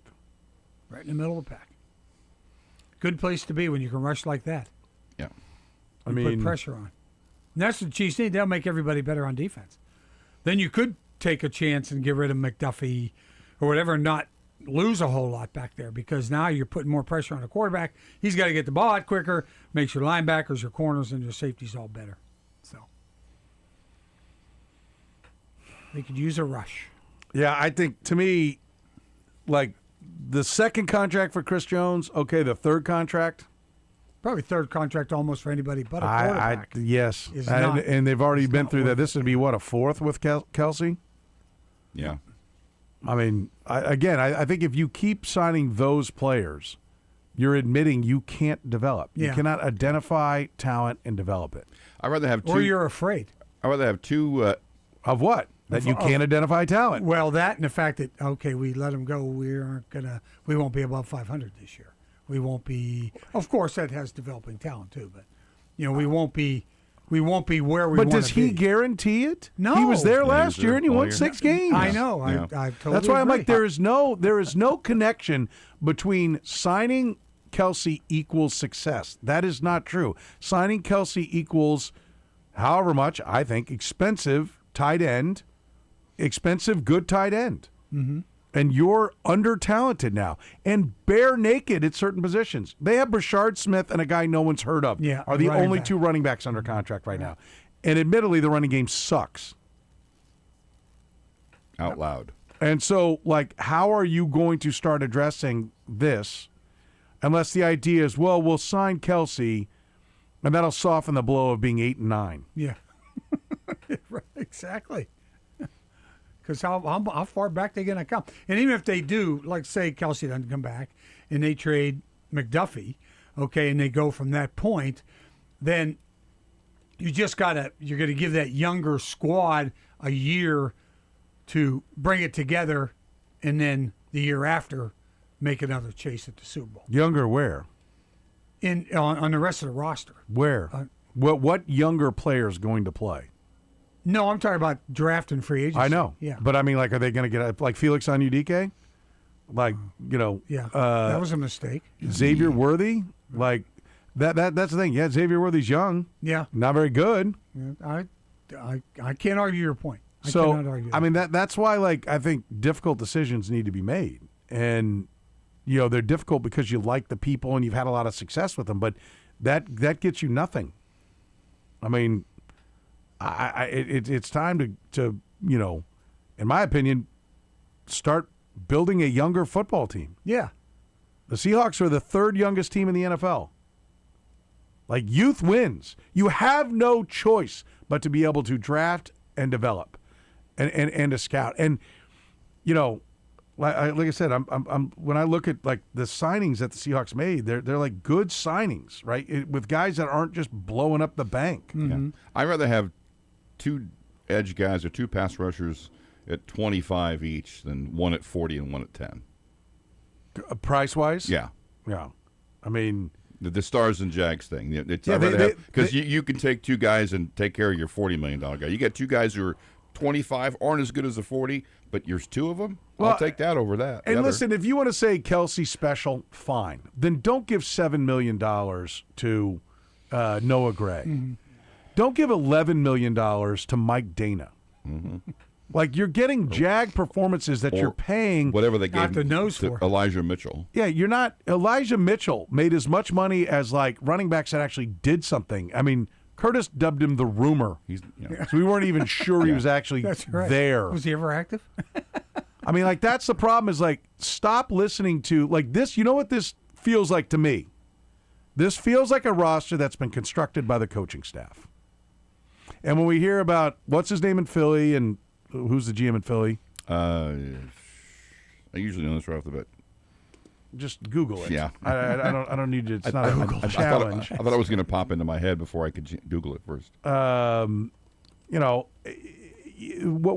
they all are given all the Howie credit. Roseman. Yeah, Howie Roseman, and then the Seahawks GM are all John Schneider. Yeah, are all John Schneider. They're all giving the same thing with the Rams too. They're all giving Schneider's the done it in credit the last place he was too. So. for building the roster, and it's, you want to know why? Because they don't sign their buddies. Like I like Mike Dana. I like talking to Mike Dana. There is nothing special about Mike Dana. Right. And the Chiefs are on the hook for him. He's got an $11 million cap hit this year. Why? Like, to me, there's $1.5 million league minimum veteran DN that you could bring in and get the exact same thing from. Okay, so. And that feels like, to me, Steve Spagnuolo and Joe Cullen are like, Mike Dana's our guy. He's done. You know, can't you just hear all the coach crap? Oh, sure. He's in there early. He's working hard. I don't care. He's not that good. Yeah. Can he play? That's great. Send him a card on his birthday, but he's not going to be here anymore. Like, I think. But see, that takes a GM that has a lot of power to be able to do that. Well, that's what I'm. Or the head coach agreeing with the GM and say, listen to GM. Yes, it does. Here we go. Well, and that's why 6-11 should make everybody somebody say, is this time? Like, who was calling the shots? Because the roster's not good enough. And I know everybody freaks out about, you know, like somehow it's just on Brett Veach. Sure it is. He picks guys and he has to do the cap, and we know his front office has now been rated over the last few years of a lot of top people.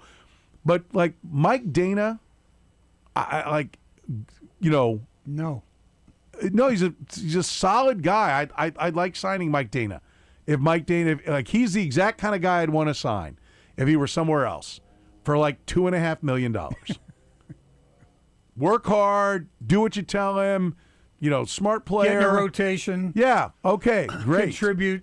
But they're keeping him at $11 million. You know, and no, like that doesn't work. Like, they're going to come down, and you know who it's. I'll tell you who it's going to be next. Like we start talking about. Here, I want to open up the roster thing. But you want to know who one of the next ones is? I have to see what year it'll be. I'll tell you what year it'll be. Because who's a guy that we hear all the time from one of the coaches, but like all the PFFs and I think your eye test goes, I'm not really seeing that. Yeah, so after next year, Chamari Connor. Like, they're going to act like Chamari Connor, like Steve Spagnuolo already does, act like he's the Swiss Army knife that's indispensable. Yeah. None of the grades say that. So how much are you going to pay Chamari Connor? You know? Probably like, too much. And that's the thing, is like Noel Williams is better. Yeah, he is. And he couldn't get on the field. Yeah. I mean, you know, look, part of the reason he couldn't get on the field is because the Chiefs have to blitz more than anybody, and the coverages behind the blitzes are more complicated, and so you got to understand things. And they have to blitz because they can't get anywhere with their front four because, again, Mike Dana's there. You know, and so I do get it that he's like, listen, I can't have a guy blow a coverage and be naked and we give up the touchdown. Part of why this works is because we're sound back here. Mm-hmm. So there is a bit of a chicken and the egg. Like, hey, give me better defensive linemen. I won't have to blitz as much. I can dumb down what we're doing in back. He can get on the field right away. Okay, that's a legitimate gripe for a coach to have. And I'm sure these are the conversations that are had there. But at some point, hey, we got to make this all fit. And you know who we're not getting rid of? 15. And he's an exorbitant amount of money. Yeah. And he's worth every penny. Right. So everybody else figure out how to tighten your belt and stop coming to me with guys that are Jags and saying we need to sign him to a 3-year, $18 million deal. Why is Noah Gray making $7 million against the cap this year? He may be your number one tight end. Well, that would at least justify. Yeah. That's what I thought was going on, was that Kelsey was going to retire. Yeah. And like, okay, he knows the system. He'll be our lead guy. Uh-huh. We'll try to pick up somebody along the way. But you gonna bring be a lot Kelsey less back than and Kelsey. pay him. He's going to be gone before Kelsey's gone. Yeah. Yeah. His contract's going to run out before Kelsey leaves town. We got to know Noah Gray. We can't live without Noah Gray. What are we going to do if Kelsey I don't know how we're going to line up without Noah Gray. What to do without Noah Gray? You got to be kidding me. You're joking, right? Please tell me you're joking. Like I like Brett Veach. How old is Veach now? He's got to be pushing 50 now. I mean, he looks super young. Yeah, he still looks and he is young. He is. Don't get me wrong. How old? Just turned 48. 48. Like, you know, footing a few asses. Yeah. There you go. No, we're not. Walk We're in not. with I'm not doing with your, that. with your 3 rings and say, Tap. I mean, them this on might be the time. podium. Maybe this is the time where, I have no idea. Maybe I'm wrong. Maybe Brett Veach sets the roster and they coach him, and I've got the battery in backwards. Yeah. Could be. But, he needs to win some wars with Andy Reid. To me, this roster just looks a lot like the coaches decide who's staying. Yeah. And that's fine. They should have input on it, but it's got to work cap-wise. And, it's kind of like this, you pay the head coach in college football $12 million a year, and then he goes, I need a $50 million roster, too. Yeah. Well, with a $50 million roster, I don't need to pay you 12. yeah. What do you do? What would you say you do here? I think standing up on the chair to get Mahomes for, the legend, anyways, up on a chair, pounding on the tables, dancing on tables, and say, "Got to take this kid." Maybe that was, hey, I got 15 here. So. I do think it was a group effort, but I do too. I think right now they need to diverge from what the plan had been. It needs to be a new plan. Yeah. And anyone not on board with doing it a different way needs to go. Because you got 15. Yes. So, yeah. That's an important part of it. So. Let's take a break. Frank Bowl, the Godfather, is with us. We'll get to some Frank opinions next here in the program. The program with Soren Petro. Ow! Ow! Ow! Weekdays from 2 to 6 on Sports Radio 810 WHB.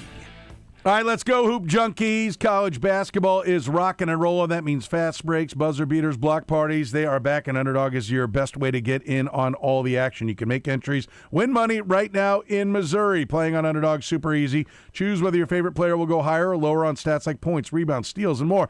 Listen, blocks, they're in there as well. KU fans, Flory Badunga, if you've been going higher on his scoring, you've been doing real well right now on Underdog. Get your entries right. You win up to 5,000 times your cash. Can't play without the app, though, so download that Underdog app today. Use promo code SOREN, S-O-R-E-N. Score $75 in bonus entries when you play your first $5. Again, that's promo code SOREN, S-O-R-E-N. My first name is going to get you $75 in bonus entries when you play your first $5. Just pick your players. Tigers are in action. Mark Mitchell. You like Mark Mitchell to go off down at College Station? Go higher on Mark Mitchell's points. It's just that easy. Download the app, use promo code SOREN, score $75 in bonus entries when you play your first $5. Promo code SOREN at Underdog. Make plays, win money. Must be 18 plus and present in Missouri. Terms apply. See assets.underdogfantasy.com/web/play and get terms _DFS_.html for details. Concerned with your play, call 1-800-GAMBLER or visit www.ncpgambling.org. I wish I'd gotten treated for my erectile dysfunction sooner. Men, I hear this all the time from our patients. This is Jeff for Heartland Men's Health, and if ED is a problem in your life, resolve to get it treated today and stop having it affect you and the one you love. ED is simply a medical condition, and it's fully treatable. And at Heartland Men's Health, we have treatments that are effective in well over 90% of cases. Which means if you're like most guys, your ED will be a thing of the past. In fact, you could be having great sex within a day or two of your first appointment, and you'll likely find you're performing like you haven't in a long time. It's the new year.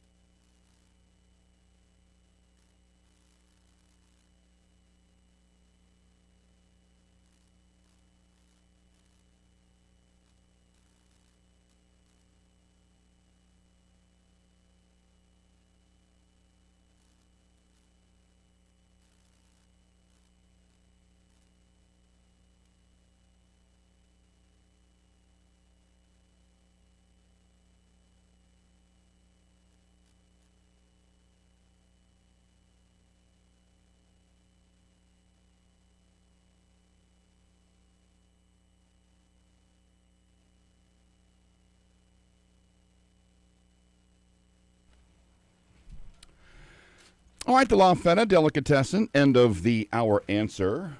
Who was the first number 1 team Kansas beat anywhere? Jeez, I have no idea. God, me either. We don't even know where to begin. Duke. They have won 10 all time. Against number 1? Yep. The first you asked for? Who was the first one? Who did they beat?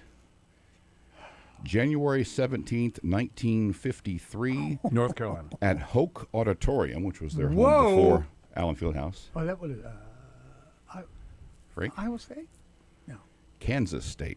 Oh, yeah. Oh, K-State was really good then. Kansas State. At Hoke The Auditorium. defending champion, Jayhawks, beat K-State That's at right. Hoke. It's the year after. La Feta, you can find them online at That's a great lafetadeli.com. question, by the way. They're unbelievable sandwiches with their rockin' names, like the Flaming Lips. Mm-hmm. Bacon, Swiss, greens, tomatoes, red onion, oil and vinegar, and chipotle aioli served toasted.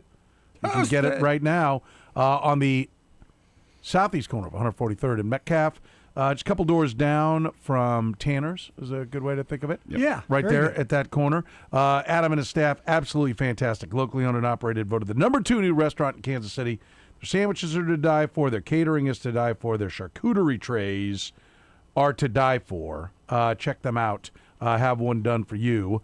We're going to have one of their charcuterie trays when we do our NCAA watch party. Nice. We will have a La Feta charcuterie tray. Nice. Mhm. What's nice is that And they are. you're not invited. They No,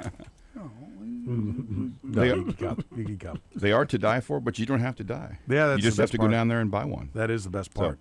All right, so let's get to some frank opinions. Kay, where do we begin? We begin with one I was inspired by Larry. Well, that's a first. Larry Adams. I'm not very inspired, or am I inspiring? I'm usually perspiring. Will Darren Peterson play more than one game in the NCAA tournament? They'll say yes. Yes. Number?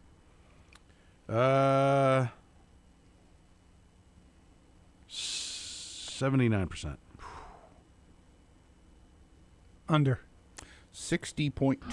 Oh, okay. Didn't factor in the he doesn't play? Well, the Mizzou and the K-State. Yeah. And maybe some KU. Or maybe just the KU The fact he frustration. doesn't Yeah, play. that could How's be. that? Yeah. KU fans are kind 11 of in the last finding what it's 20. like to It's be not a good. Missouri fan. I except have the they most win. pessimistic KU fan who I believe it was at 9:19 texted me, it's over. Were they down? Was it? Then they were down like 11. Oh, 11 a second He, half, he yeah. quit on it. Oh, sure. He had some choice words for Peterson that I won't repeat. So I'm yeah. sure he wasn't alone. Okay. No. In No, that he was not. Sentiment. No. All right, how many more years for Bill Self at Kansas? This year? 1, 2, 3 or more? This year and 2 more, whatever that adds up to on your list. That'd be 3 more. 2. No, it's 2. 'Cause This year and 2. 1 more. 2 more is this year and 2 more. Oh, this year and 2 more. What are my options? This year means this is the last year. Okay. 1 more, meaning Okay. this year and next year. 2 more is this year and the next 2 years. 3 more or more is. So he's on 2. He's on 2. I'm on this year. 34.5% said 3 or more. So neither one of us got it. Right. 34% said, oh, I should have just given you a chance at that one. Yeah. It's the first time I've screwed that up. He messed it up. Yeah, this is the first time I've done So that I in a win? while. Do I get that one? No, you didn't no win one yet. gets any points. Kyle, do I get that one?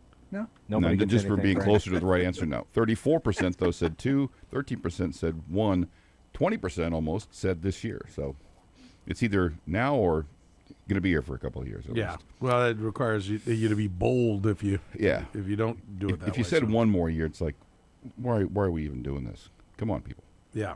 Okay. Kidding. Who has the most games in which they lead the Jayhawks in scoring from this point on? Darren Peterson, Flory Badunga, Melvin Council. Melvin Council. Number? My Frank? turn? Yep. I will say 65. Oh, no. Lower than that. 64. 48.9. You miscalculated on that. Flory had That's a- 28.1. It's a soft number. Easy. 28 said If you say Badunga. so. 23% said Peterson. This one comes from James Glessner. Who has a better NBA career, Darren Peterson, A.J. DeBonsa? Well, A.J. DeBonsa. No, I think the KU fans will wait. I think everybody hears about how Peterson's going to go number 1, so they'll say Peterson. 57-43 DeBonsa. Oh, wow. Quite the backlash there. Okay. Oh, he's getting a lot of backlash. True story. Does Kansas win the Big 12? Yes or no? No. Number? I think there's a better chance than they're going to think, but I'm going to put it at 69%. Higher. 83.9. Annoying me today, Frank. What's different today than every day, whether you're winning or losing? Yeah, you're wearing a goofy portions. shirt. It's actually a nice shirt. It is a nice shirt. You're goofy. I'm goofy. Who wins Saturday at Iowa State? Kansas or Iowa State? I'll say Iowa State.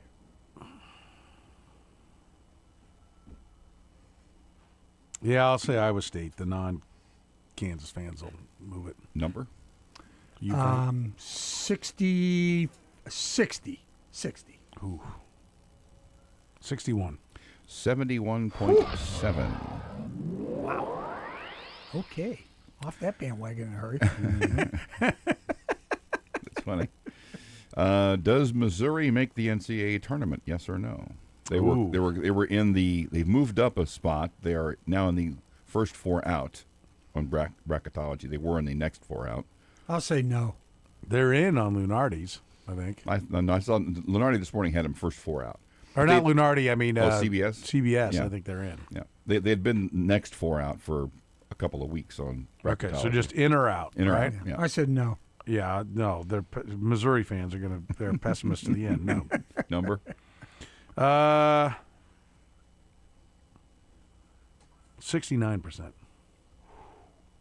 Higher.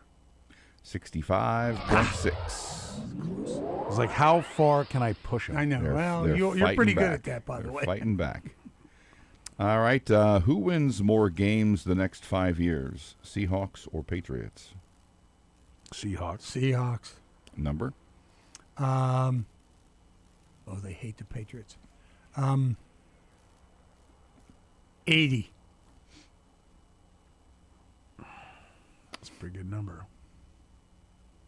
Well, I'll just take the math and say 79. 68.6. I don't like that young squad. So I decided to fold the Chiefs in there.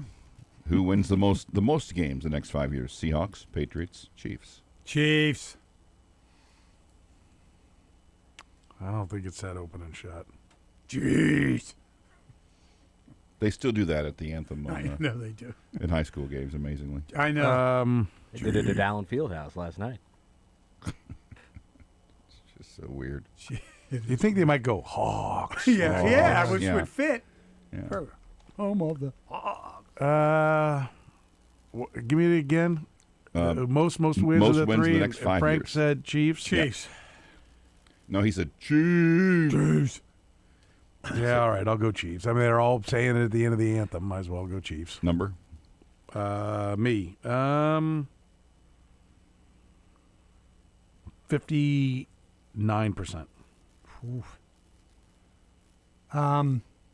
Higher.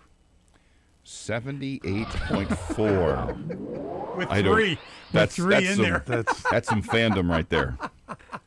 That's some fantasy land. Right I'd like you to show your work. Yes. Mr. Bull, how'd you come up with that? I'd like you to show your work. Well, I copied off of Jimmy, and I couldn't see all his equation, but I saw the answer. That stuns They me. were 6-11 because Mahomes hurt his knee week 3. Yeah, I know. Okay. That different story, yeah. And we knew would be back. All right, this comes from, this is one we had last week we didn't get around to. This comes from Curtis Nelson, not Kurt Nelson, Curtis Nelson. Will Mark Turgeon get UMKC to the NCAA tournament, yes or no? I'm going to say no, even though I think the I'm fans gonna say are yes. going to say no. I'm gonna I'll say say yes. no. 53-47, no. I hope he does. I do too. It's nice to see him back. It's great. Oh, yeah. I think that's cool. I think Absolutely. that's cool. as heck, yeah. Still amazing that they were able to make that higher. This was inspired by Steve Auckley. How many days have you watched at least some Olympics coverage? 0, 1, 2, 3 or more. What day is this? 4? Is this day 4 or 5? Sunday. Well, I mean, Friday. the opening ceremonies were Friday. I'll say, but they actually had curling on Wednesday and skiing on Thursday. Before. I'll say, I'm gonna say 3. Yeah, 3 or more. 3 or more. Yeah, I'm gonna go 3 or more. Number? My turn. Yeah. Okay, I'll say 4 choices. Mm-hmm. Okay. I'll say 45.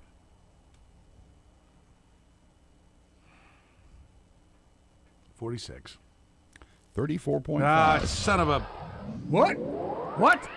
I knew that. I was like, this is probably going to be a little bit more even, but. Second was actually 0, 28.3. Yeah, I figured it was all 2, 24%. Only 13% said 1 day. Plus, everything's on tape, and you know what the results are. This comes from Nicholas, whose is beer drinking KC fan. No, it sounds like one of my favorite followers. Always has something funny to say. Perfect. He says, in honor of La Feta Delicatessen, what's the best of these cheeses on a sandwich? Swiss, provolone, mozzarella, cheddar. I'll say they'll say cheddar. I like Swiss myself, but I'll say Swiss. I like Swiss. I'll say Swiss. It's definitely not Swiss, so that's good. You're not winning. Okay, you better pick the right one. Provolone. 47% said provolone. 31% said cheddar. 20% said Swiss. More food questions, please. Yes. Cheater. Do we have a low temperature in the teens again before summer? Low or high? Low. Oh, good God, Lord, yes. yes. Good God. Number? Yes.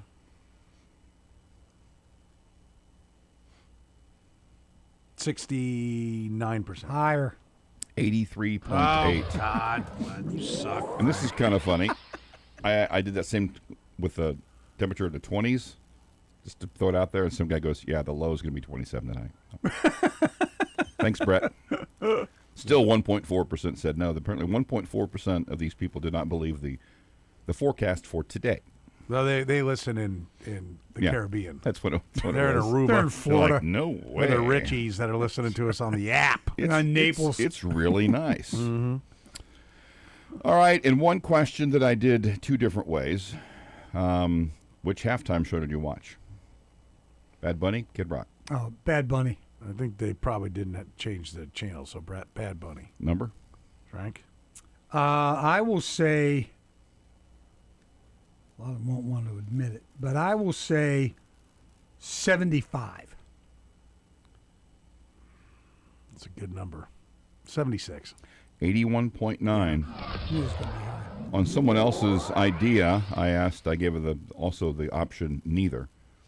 Bad Bunny, Kid Rock, neither. Well, huh? Where are you going? Same question, but Bad Bunny, Kid Rock, or neither. Oh, yeah, it's still Bad. It's still Bad Bunny. It's still Bad Bunny. Yes, I agree. Now what's the number? It's on you, Me? Frank. No, it's on me. It's on you. And it was what? The last one? 80. Let me make sure. 82. 65. Higher.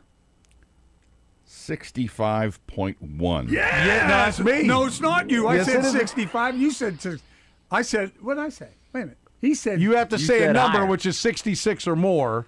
I mean, you said said higher. higher. No, you have to say a number.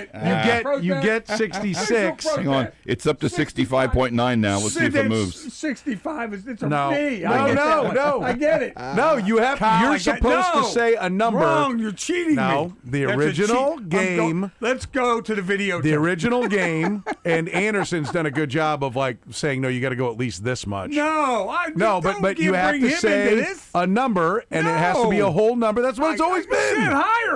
And you get the number I higher, won. which is 66, which I goes won. to me. No, it does not. Yes, that's how it's always been. It's always been that way, it Frank. has not. If you're under, technically, yeah, okay. no, it's from now on, over. you have to say your number. Oh, Yeah, barf. yeah. That's how it's Or if you always say- been. or if Okay, you what say if higher- hold it, wait a minute. Okay, so If you you say said higher, it just has to settle be the into- next. we just- okay, if I said 70, then I would have won. No. No, you would have lost by even more. Because that's how it's worked. It's like that's what we used to do. Wait a minute. It'd be closer. No, because he was under and I was over, and it was 65.1. But you don't get all of over. The whole point is we did away. We haven't said the number, Frank, because the way it used to work was I'd go 65. What math is this? And you have to listen to the answer, Frank, to comprehend it. What kind of math is I would say 65 and you'd go 81. And then he'd be like, okay, it's 72. We'd be like, oh. And then I quickly. win. It took like, no, you wouldn't. No, you wouldn't. Won. Because 70 would have been further from the record, from the number. It isn't. 65.1 is closer From to 65 now on, you than have 70. to pick a number. Yeah. And the number has to be 1 point higher. Do we ever pick or 1 point lower. 65.6? Just No, we don't. Something like that? That's the rule. You have to go a point higher. It would be if the Folks, if you say over or under, whatever that call number in, is, it's the text. next number up. I got cheated. We Put went it back out there. Put it out if there. it was 65.8, then Bring you it would have up. won. Bring it up But after this hour. 65.1, Put it out you there. don't. Did Frank just get Yeah, cheated? I agree. Put it out there, and I then we'll put see it who out gets the point. That's how it's always been. No, it has not. Yes, it no, is. No, Yeah, It is. Yeah. Curtis is even saying it. it is. Because over just means he has to deal with you every anything over. day. That's why he's agreeing with you. No, it's actually how it should be. Now you can say a number, and it has to be one full number higher. Yeah. So if I'd have said 66, I'd have won. No, because it was 65.1. Yeah, because it still was closer to his answer than yours. Lord, this Now, is terrible. if it was 65.8 and you said 66, Yeah. you would have won. But it was I still 65.1. won. I won that. No, you tied. Put it out there, Where are we Curtis. at? Put it out there. All right, you have a tie as well? Yeah. All right. That's going to make it 2-2 in the Wow. aggregate. Soren sitting at 38. Frank sitting at 37. Woo. See? That is my point. I would have had 38. You had 37. I'd be in the lead. But you're Period. not. Damn it. You're not. You're not. So, I'm glad we got to rehash the rules. It was quite entertaining. I'm sure people liked it. The program with Soren Petro. Curtis always likes a little bootay, I can tell you that. Oh, yeah, for sure. Shake it. Weekdays from 2 to 6 on Sports Radio 810 WHB. The bottom line is there has to be a reward for basically getting it right is the idea. You get it right when you call my friends at Applause Custom Sight and Sound, 913-498-1183, the very best when it comes to in-home theaters, smart home technology like integrating and creating rocket-fast Wi-Fi all around you, like everyone in your house, to be able to get online anywhere inside or outside your house. How about hooking the security and surveillance all up as well, all right there on your smartphone? And Applause Custom Sight and Sound builds it right the first time. That means as technology evolves or you want to upgrade or add something on, it's really easy because the framework, the guts, are already in place. I know when we added on surveillance and security all the way around our house, it took a day and a half. It didn't cost that much, and we didn't have to cut into one wall because Applause Custom Sight and Sound is not just experts at the technology, but they're experts at the craftsmanship as well. Attention to detail, customer service, you get it all with Applause Custom Sight and Sound. That's why in an industry where most companies don't even last a couple of years, Applause has been in business for over 20 years. I know, they've been in my house since 2004, locally owned and operated. Applause Custom Sight and Sound is the best at giving you smart home technology, in-home theater, smart office technology as well. More and more, that's what they're doing, is integrating everything around the office. If you like a conference room where you can bring everybody in, the whole world meeting right there, basically off of one room, everything wired together, everybody integrated within the office. Applause does that as well. So don't wait. Call 913-498-1183. Check them on the web at applausetheater.com. That's applausetheater.com. Start the new year feeling comfortable. Men, if frequent bathroom trips are slowing you down, it could be an enlarged prostate. Jeff Montgomery here. I stopped putting it off and contacted Dr. Brown at Miva Medical. The non-surgical treatment was quick and covered by insurance. Contact Miva Medical, miva-medical.com. Carne Diem's lunch menu is new and improved for 2026, and it's the perfect excuse to upgrade your lunch break. Enjoy house-made deli ham, roast bison, pastrami, corned beef, bacon, burgers, and soups, all crafted.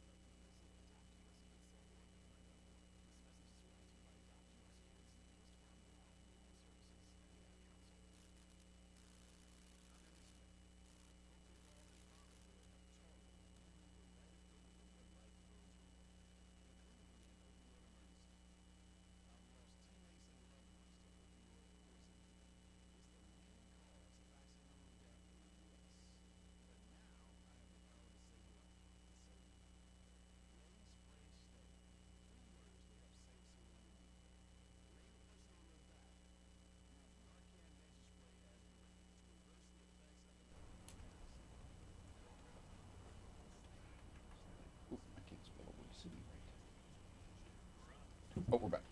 All right, Frank. Oh, here we go. What in the world? What do you What got for me? happened during Bad Bunny's halftime program?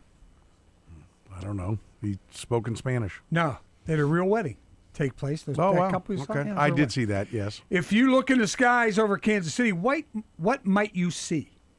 The sun. Started yesterday. Oh, An yeah. Amazon drone delivering packages up to 5 pounds. Okay. High temperature yesterday was a record. How high was it? 75? 76. Okay. And I just saw Kevin Holmes today, KSHB TV anchor. He is leaving the market in April. Oh, really? Where's he going? New York. Minneapolis, Minnesota. Okay. KAR-TV. So congratulations to Yeah, Kevin. congratulations to That's him. awesome. Very good. Frank, thank you. Yeah, thanks for cheating You and your me out shirt of can my leave point. now. Yeah, thanks for cheating me out of a point.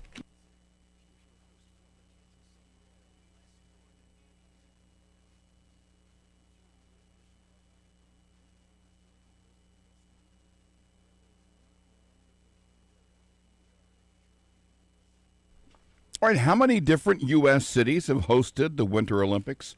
Brought to you by Nick and Jake's. Don't miss their Winter Olympics menu all through the Winter Games.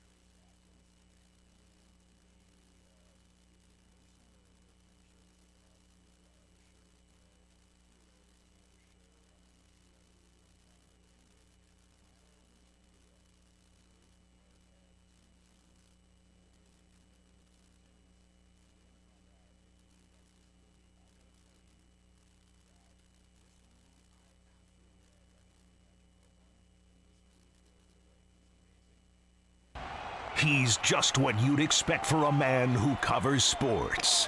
6'4", 250 pounds. Wiry? But he does know Kansas City sports as well as anyone.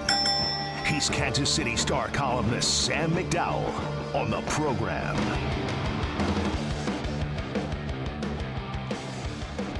Rolling on here in the program. You listen to Sports Radio 810 WHB. Second half of the program begins right now as Sam McDowell, columnist for your Kansas City Star, joins us here. Sam, how are you, buddy? I'm doing well. Yeah, everything's great. Why that's Why that's fun? Why is it not great? I mean, to be honest, I'm kind of exhausted. I mean, I was up. I was at Allen Fieldhouse till about 2 a.m. last night, which is not a close drive home. Yeah. Did you totally writer's block or? No, I mean just I'm not out there as frequently as I am other places because it's in Lawrence, not in Kansas City, and try and see everybody while I'm out there, and then have to write. Yeah. I always Vahe's got a great joke. Vahe Gregorian, my fellow columnist of the Star, he'd say, "Wouldn't this job be great if you did everything but the writing?" That would be nice. All right, nice game. I like it. I like it. A couple beers and go home. Yeah, that's well done. Well done. Well put, Vahe. I'm proud of you. What did you think? Let's start with Bill Self's victory lap. The excitement, the enthusiasm he had. What did you see in that? Yeah, I mean, first of all, I don't know how you could sit in that building last night in that atmosphere in that game and not come away just being a college basketball fan. Like, it was just an awesome environment to watch a really good college basketball game. And so I could understand why, if you're the head coach of one of the teams, especially the winning team, you would feel something after the game. Although I asked him after the game if he felt any enjoyment at all during the game. You know how when Bill Self knows where you're going with something, he'll just interrupt you, and he just goes, "No, right. no, no enjoyment during the game." But after he seemed to enjoy it. I mean, I think it spoke to the moment of just it reminded me of. There's been a few times where he's recognized that the game is bigger than one game, right. And obviously, the thing that most comes to mind, which is the loudest I've heard Allen Fieldhouse, was their last game against Missouri there. Yeah. It came from 19 down. Yeah, and OT. But I think it wasn't just the comeback that he recognized. He recognized Mizzou was leaving, didn't want them to be the sole conference champion, heading out the door. And I think there was a similar feeling. Like, he recognized, he knows That's the last history time I remember of Kansas. something like that before, too. Yeah. He knows the history of KU so well. Yeah. There's no doubt he knew that hadn't beaten. In fact, when somebody asked him about beating a number one team, he's like, I don't know, because wasn't Oklahoma number one and we were also number one? It's like, oh yeah, it's just the coaches poll, And so he that's how well he knows the history is even disputed. Well, when he's like, when he says I'm not mistaken, it's a fact. It usually means it's right. So I could I just think his victory lap was recognition of the moment. I could be wrong, and I think all those things, you are right. The history of it, taking down a number one, not just a number one ranking, but an undefeated number one, doing it on a night where your star player ends up being out just moments before the game. Yes. All those things. It also felt to me like a guy who's looking around going, I don't know how many more of these I've got. And it felt to me like a guy who, this is probably the last biggest game I'm going to coach in this building. It felt to me like this could very well be his final, that he has already made up his mind that this is going to be it, or he knows that, having another episode where he had to miss a game, that his doctors, it might be taken out of his hands and he may be told you need to walk away from it. And so maybe he doesn't know, but he knows it's a possibility, and he was going to make sure he savored every part of it. Yeah, I mean, I'm not disputing that that's a possibility. It actually prompted me to look. You're looking forward. It actually prompted me to look backwards at the last 2 years. Okay. And the fact that in this era, like, KU basketball has looked a lot different for the past couple of years, as the whole college basketball world has looked a heck of a lot different over the past few years. And KU, this gets into a little bit of what I wrote about after the game, but to me, this era has obviously robbed some of Bill Self's greatest strengths as a coach, which is, to me, his development from year to year, a player growing from year to year. You have players and you're speed dating now as opposed to having that time to mature the relationship with the player. Also, I think Bill Self has done an incredible job over the years of getting his best teams buy into the culture. That right. KU is bigger than any individual player. Again, that's difficult when you have a bunch of first-year players, whether it's freshmen, whether it's transfers.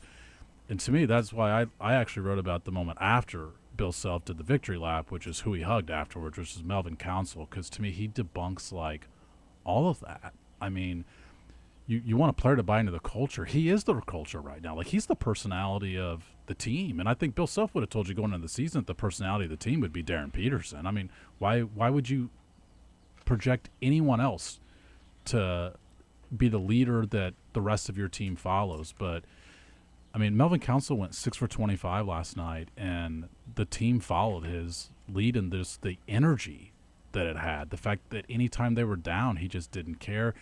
You know, last year's team was experienced. They didn't really have an excuse for their record. I mean, they didn't have enough talent, but they themselves did not have enough excuse for the record. This team had all the excuse in the world to lose last night, and they just didn't give in. They did not care about the excuse that they had. And to me, that's Melvin Council. I think that's him personified. Well, and I thought it was interesting. I don't know if you probably couldn't hear this because you were in the arena, but you know, Fran Fraschilla and Boog Shambi and I think with Scott Van Pelt were talking about how, you know, because it is speed dating, everybody comes in and they're there for a year and then they're gone, that you don't find those connections like you used to, right? Because you're a hired gun for a year, and you could see that there seems to be a connection between Bill Self and these players. It's not to say that they won't move on. Either he's found a way to speed date and fall in love real fast, and maybe they'll move on, or maybe this is just a special group. Maybe it's a great group and just special circumstances that have helped bring them together. The whole Darren Peterson saga's, you know, strengthened the bond amongst everybody else. I mean, but it was very different than what we see usually between coach and players in college basketball today. I agree. I mean, it's different than for sure what we've seen in Lawrence over the past couple of years, and that's why I think, like, Melvin Council just seems like a KU player. He seems like a guy who's been there for like 4 or 5 years to me. He seems like the type of guy that if you're a K-State or Mizzou fan, you probably don't like very much. And embraces that. Embraces the fact that when you are a KU player, you walk into an opposing gym, you're going to get booed. He seems to enjoy that. And there's a couple things on that. One, I can understand it because he was playing at St. Bonaventure and Wagner. Yeah. And playing in that environment last night is a lot different than that. But two, when you watch him, you're like, how is this dude playing at St. Bonaventure and Wagner last year? And you had Juan Harris as your starting point guard, playing 40 minutes a night almost. Like, and this dude's just sitting at St. Bonaventure last year? Like, how's that possible? Well, I think he probably progressed a lot at St. Bonaventure. I'm sure he did, but, like, you know, I mean, this is JUCO, but his first couple years at JUCO, I think he broke a scoring record at, you know, it was a small JUCO in New York, Monroe.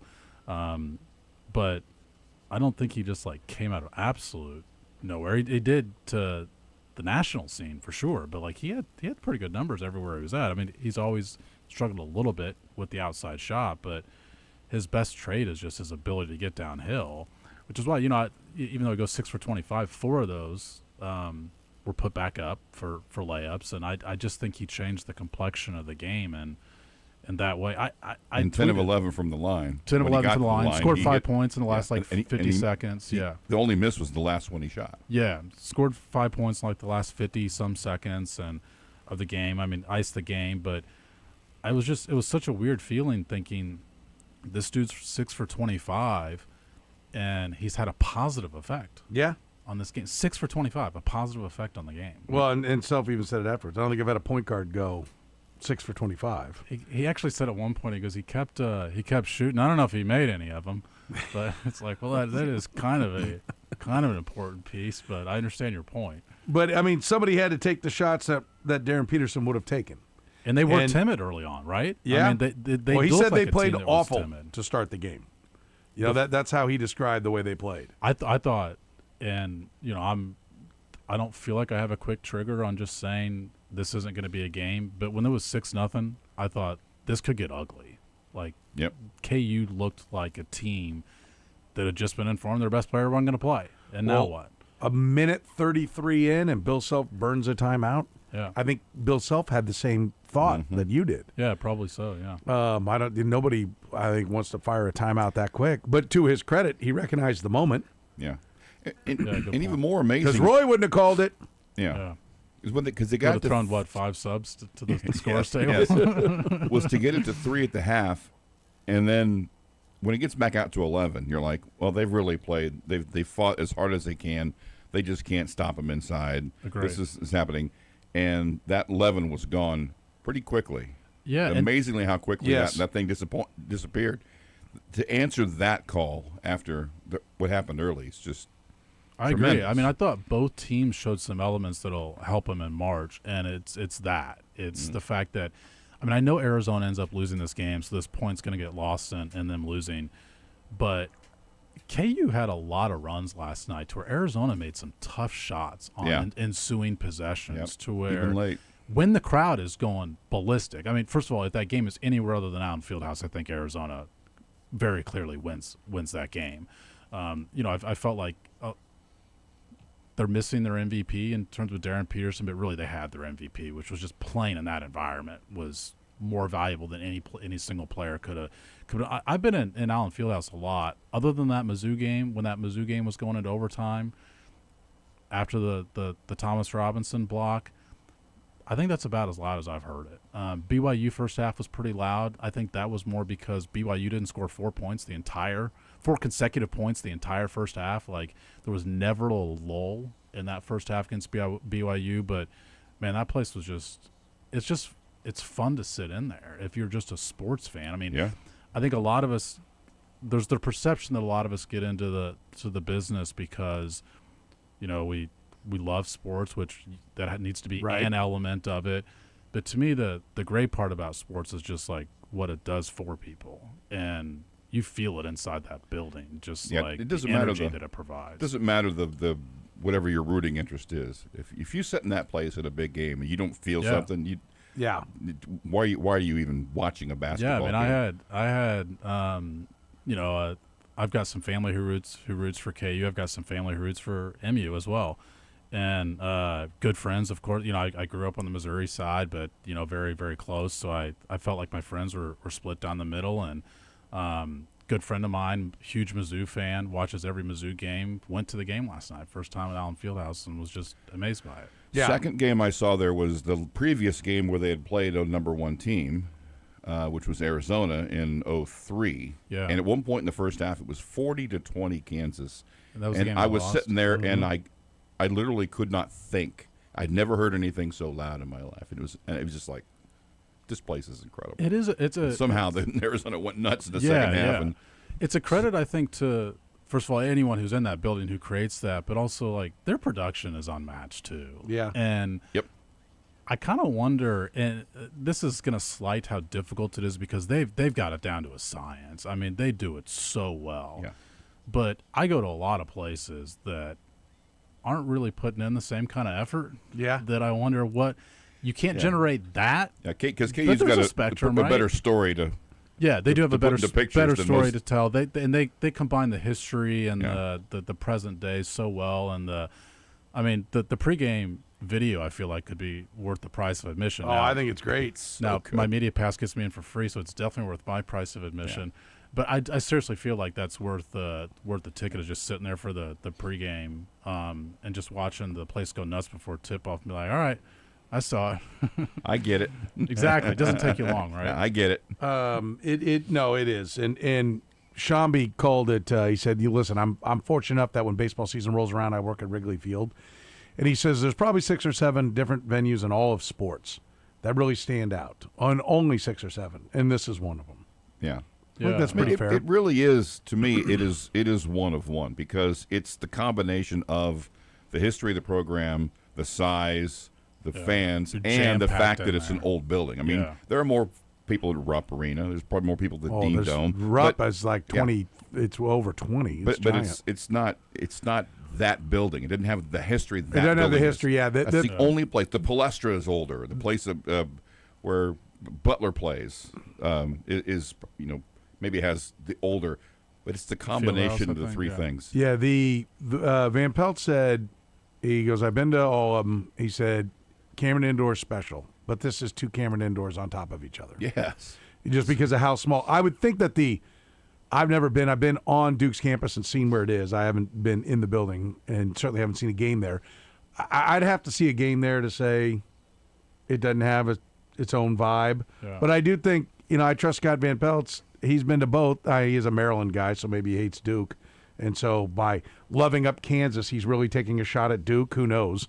But, I would tend to take his opinion that because it is it's old and intimate, but twice as big does make it better. And so just 9,000 people. Everybody seems to have now reached the consensus that it's the best one. Yeah, I mean, Jay Billis says it pretty frequently. He played at Duke, so he obviously doesn't have the potential of the bias even that Scott Van Pelt would. But, they also have a coach and a program that's taken advantage of the fact, because I'm not saying that KU wouldn't be what it was last night if they weren't perennially good, but it certainly helps. Yeah, I think they go hand in hand. They obviously feed off the building, helps them be better. Being better helps the building's 100%. atmosphere. You go there. I mean, I had a friend who was throwing a fit before the game started when Peterson got announced that he wasn't going to play, and he's like, I took tonight off for this.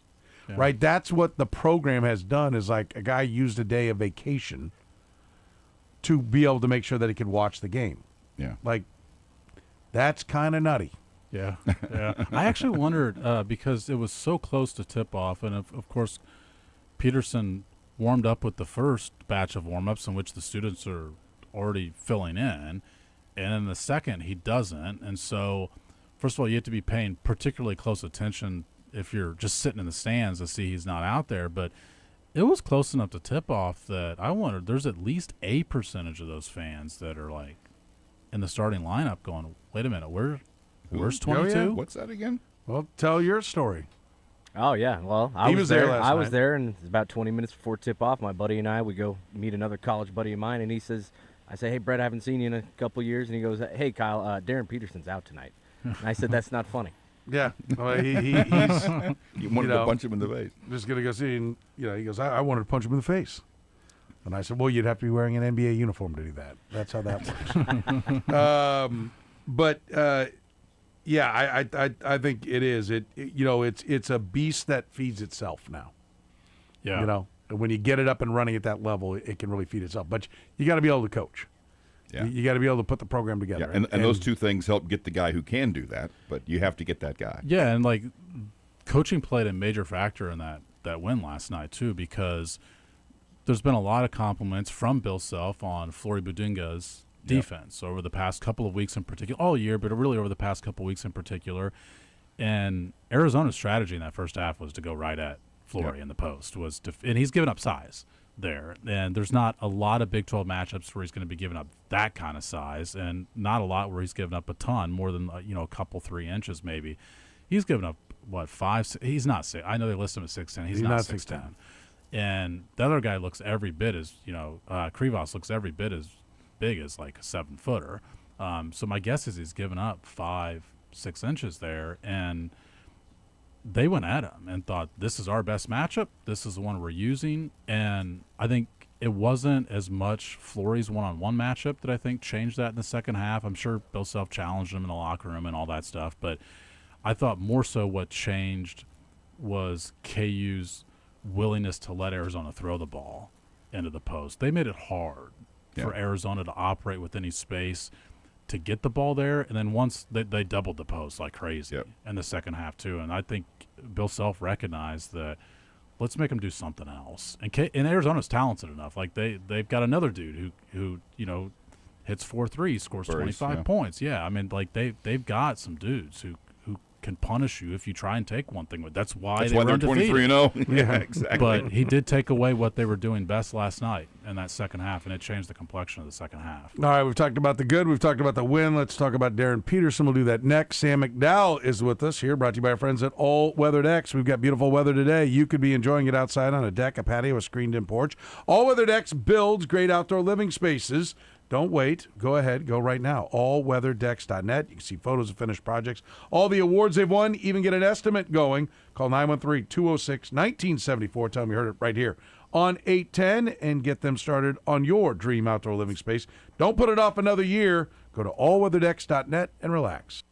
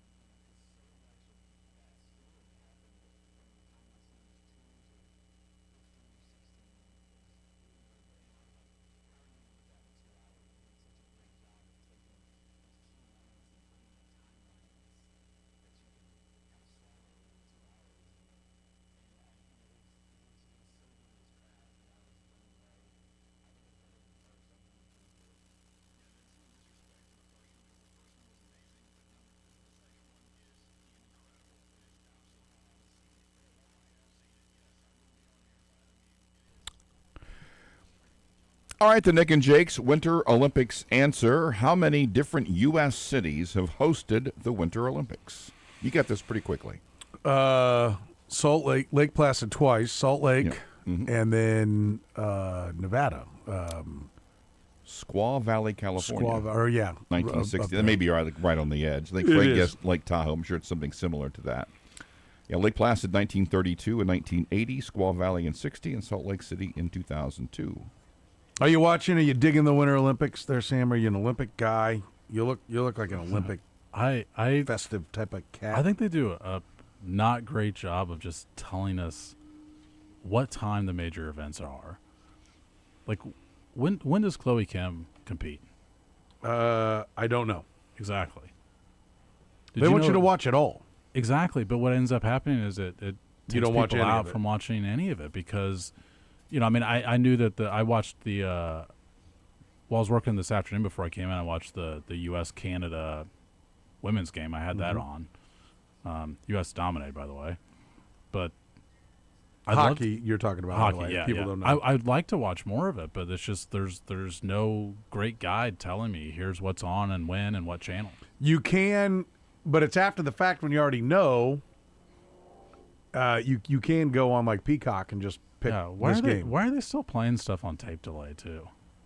I don't know. I think we've become like, I get when they're done over there. Okay, now you want to tape delay some stuff? Yeah. But everything else, if it's live, let's go. I don't know. I haven't been able to zero in enough to figure out how they are doing it.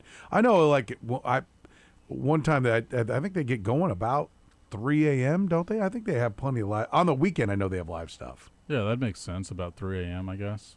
Because what are they, 6-7 hours ahead? Yeah, 6 or 7. I don't know how the daylight savings. But I think, like, the broadcasters are good. The broadcasts of the events itself are good. I just don't think they do a great job of promoting the schedule about when and where can I watch the stuff that you want to watch. Okay, that makes sense. Well, you know where you could go, Nick and Jake's. Mm-hmm. They got it all up there. By the way, Jen is kind of a nut about being able to zip through all the different things. She puts up all the different stuff. They do a great job, and they've got a great Italian menu that you can enjoy. We just gave away Nick and Jake's, nickandjakes.com. Dine-in, delivery, or carry out. They do a fantastic job. Both sides of the state line. Go enjoy watching the Olympics, the college basketball, whatever you want, NBA, it's all on at Nick and Jake's. By the way, the women's snowboard half-pipe qualifications, 3:30 tomorrow, Eastern. See, there it is. There you go. That's Chloe Kim? That's her event? Yeah, but it's qualifications. Yeah. You watch her qualify. Well, that's what, like, can't bother with I that. felt like it was advertised, for example, when Lindsey Vonn was going to be doing her training run, but, like, not at all a time for even, like, I understand you can't say exactly what time on the dot that she's going to be going downhill, but, like, but the women's downhill is on at this time. You can give me a window. The women's downhill starts at this time. Yeah. Okay. Yeah. That's when I need to make sure I'm taking a look. Yeah. By the way, did anybody just realize that the bobsled is actually called the bobsleigh? I did not know that. I've said bobsled for years. They call it the bobsleigh. Why? The official event? Yes. If you go to the site, bobsleigh. What? Is that because it's in Italy? I know it's an Italian thing. You go back, like the history of the bobsleigh. I'm like, what is happening there? Okay. Sleigh, like Santa's sleigh. Well, does that mean that there'll be a faction of people that will do an alternative event and call it the bobsled? Could be. Okay. Could be. It's a sled, damn it. Damn you. We're going to do our own. Me and Wilbur are going to get out here. We're going to do it out on the lake. Oh, where's Wilbur? Why is there a hole in the ice? Wilbur! May not have been our best idea. So Darren Peterson didn't play. I heard, yeah. I was expecting him to play whenever I was driving out there. What do you make of it? What's your reaction to it? What does it mean? It's just, really just the obvious is what I make of it. It's bizarre. What are we supposed to, what does KU want us to make of it? Well, I think Bill Self's kind of done. Didn't it sound like? Give me that. What cut we played? 2 earlier. Let me play this for Sam. I'm sure you heard this. This is from postgame, right? Yep. So yeah, Sam, you heard this. I was sitting there. Self was asked when he knew Peterson wouldn't be able. Right? Isn't that the one we played? Yes. Yeah. Self was asked when he knew he wouldn't be able to go. He didn't practice yesterday, but we were hoping he could play today, and he came out for shoot around and wasn't able to go. So, but we didn't know until probably 7:30 that he probably wasn't going to be able to go. But we knew it was 50-50 yesterday that he may not be able to play. Bill, you mentioned it being unclear if Darren would be able to go. Was there a reason he wasn't on the availability report today ahead of game time? Yeah, because we thought he'd go.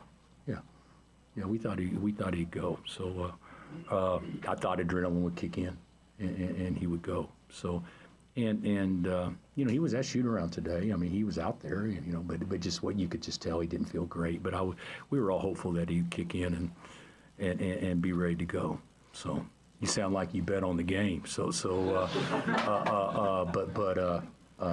But no, there was no ploy with that at all.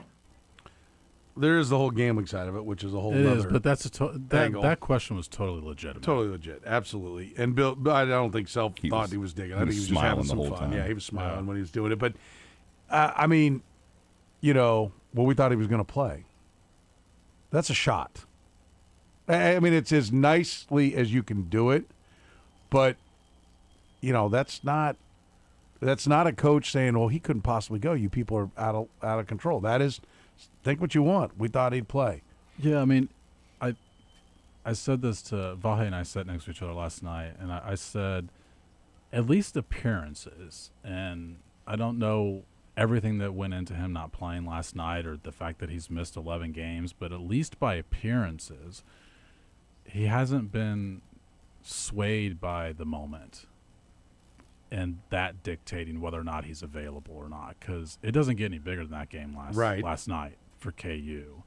And it wasn't a injury issue. It wasn't, hey, you could get injured worse if you continue to play on this situation. And so that has been the excuse for the other games that he's missed. And look, it could be a completely legitimate excuse for the past 10 games he's missed. The one last night is more in your hands, at least relatively speaking, than the other 10, to where you could be swayed by the moment, I think, even if you're not feeling your best. Do you think this guy's going to get to the league and play 75 games a year?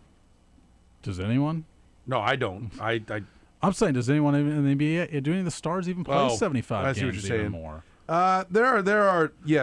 Like that. Somehow that's not factored in the MVP stuff at all. By the way, yeah, it is. There's a minimum you have to play. But my point is, like, there was a few years ago, and I think it was like LeBron and Harden, like when Harden was still on the Rockets. So it's been more than a few years ago, but maybe 5-6 years ago, when Harden was like the clear-cut favorite for MVP, and he'd played like 60 games. Like, if you're playing like baseball or in the NFL, it's total statistics. We're not looking at the fact you're averaging 36 a game. It's like, but you did it. You didn't score nearly as many points. You didn't have as many assists. You didn't have as many rebounds. Like, LeBron had beaten him in like everything that year, other than the per game averages. Well, it should matter how many games you're on the court. And I don't understand why the value of a player isn't measured in that way in the NBA like it is everywhere else. So, yeah, I mean, I wouldn't project him to score 75, to play 75 a game. No, 75 a year. Is there any chance that they go, all right, we need to just move on without? I would have said no way before. Last night they looked pretty good. Yeah. Pretty capable and pretty aggressive in a way that, to be honest, it's been what stood out about a couple of times. I would say 3 spurts, the BYU game, the Iowa State game, and the Baylor game with him, is that the other guys were still aggressive in those games. And the other games with Peterson, it hasn't been that way. I mean, Texas Tech, he wills it out of them, but they were timid, I thought, most of that game on the road. And they didn't play great over the weekend against Utah. And I thought for the same manner, it didn't seem like a team that was all in on that game as much. I think when at some point last night it clicked in, like, he's not here. He's not going to come save the day. The rest of you guys got to play. And that team plays pretty well together when that's the attitude that they take. It's just like marrying that attitude when you they're two completely different teams, and like both the teams are good. What do you make of the tweet? The text? I don't think it comes out of nowhere, right?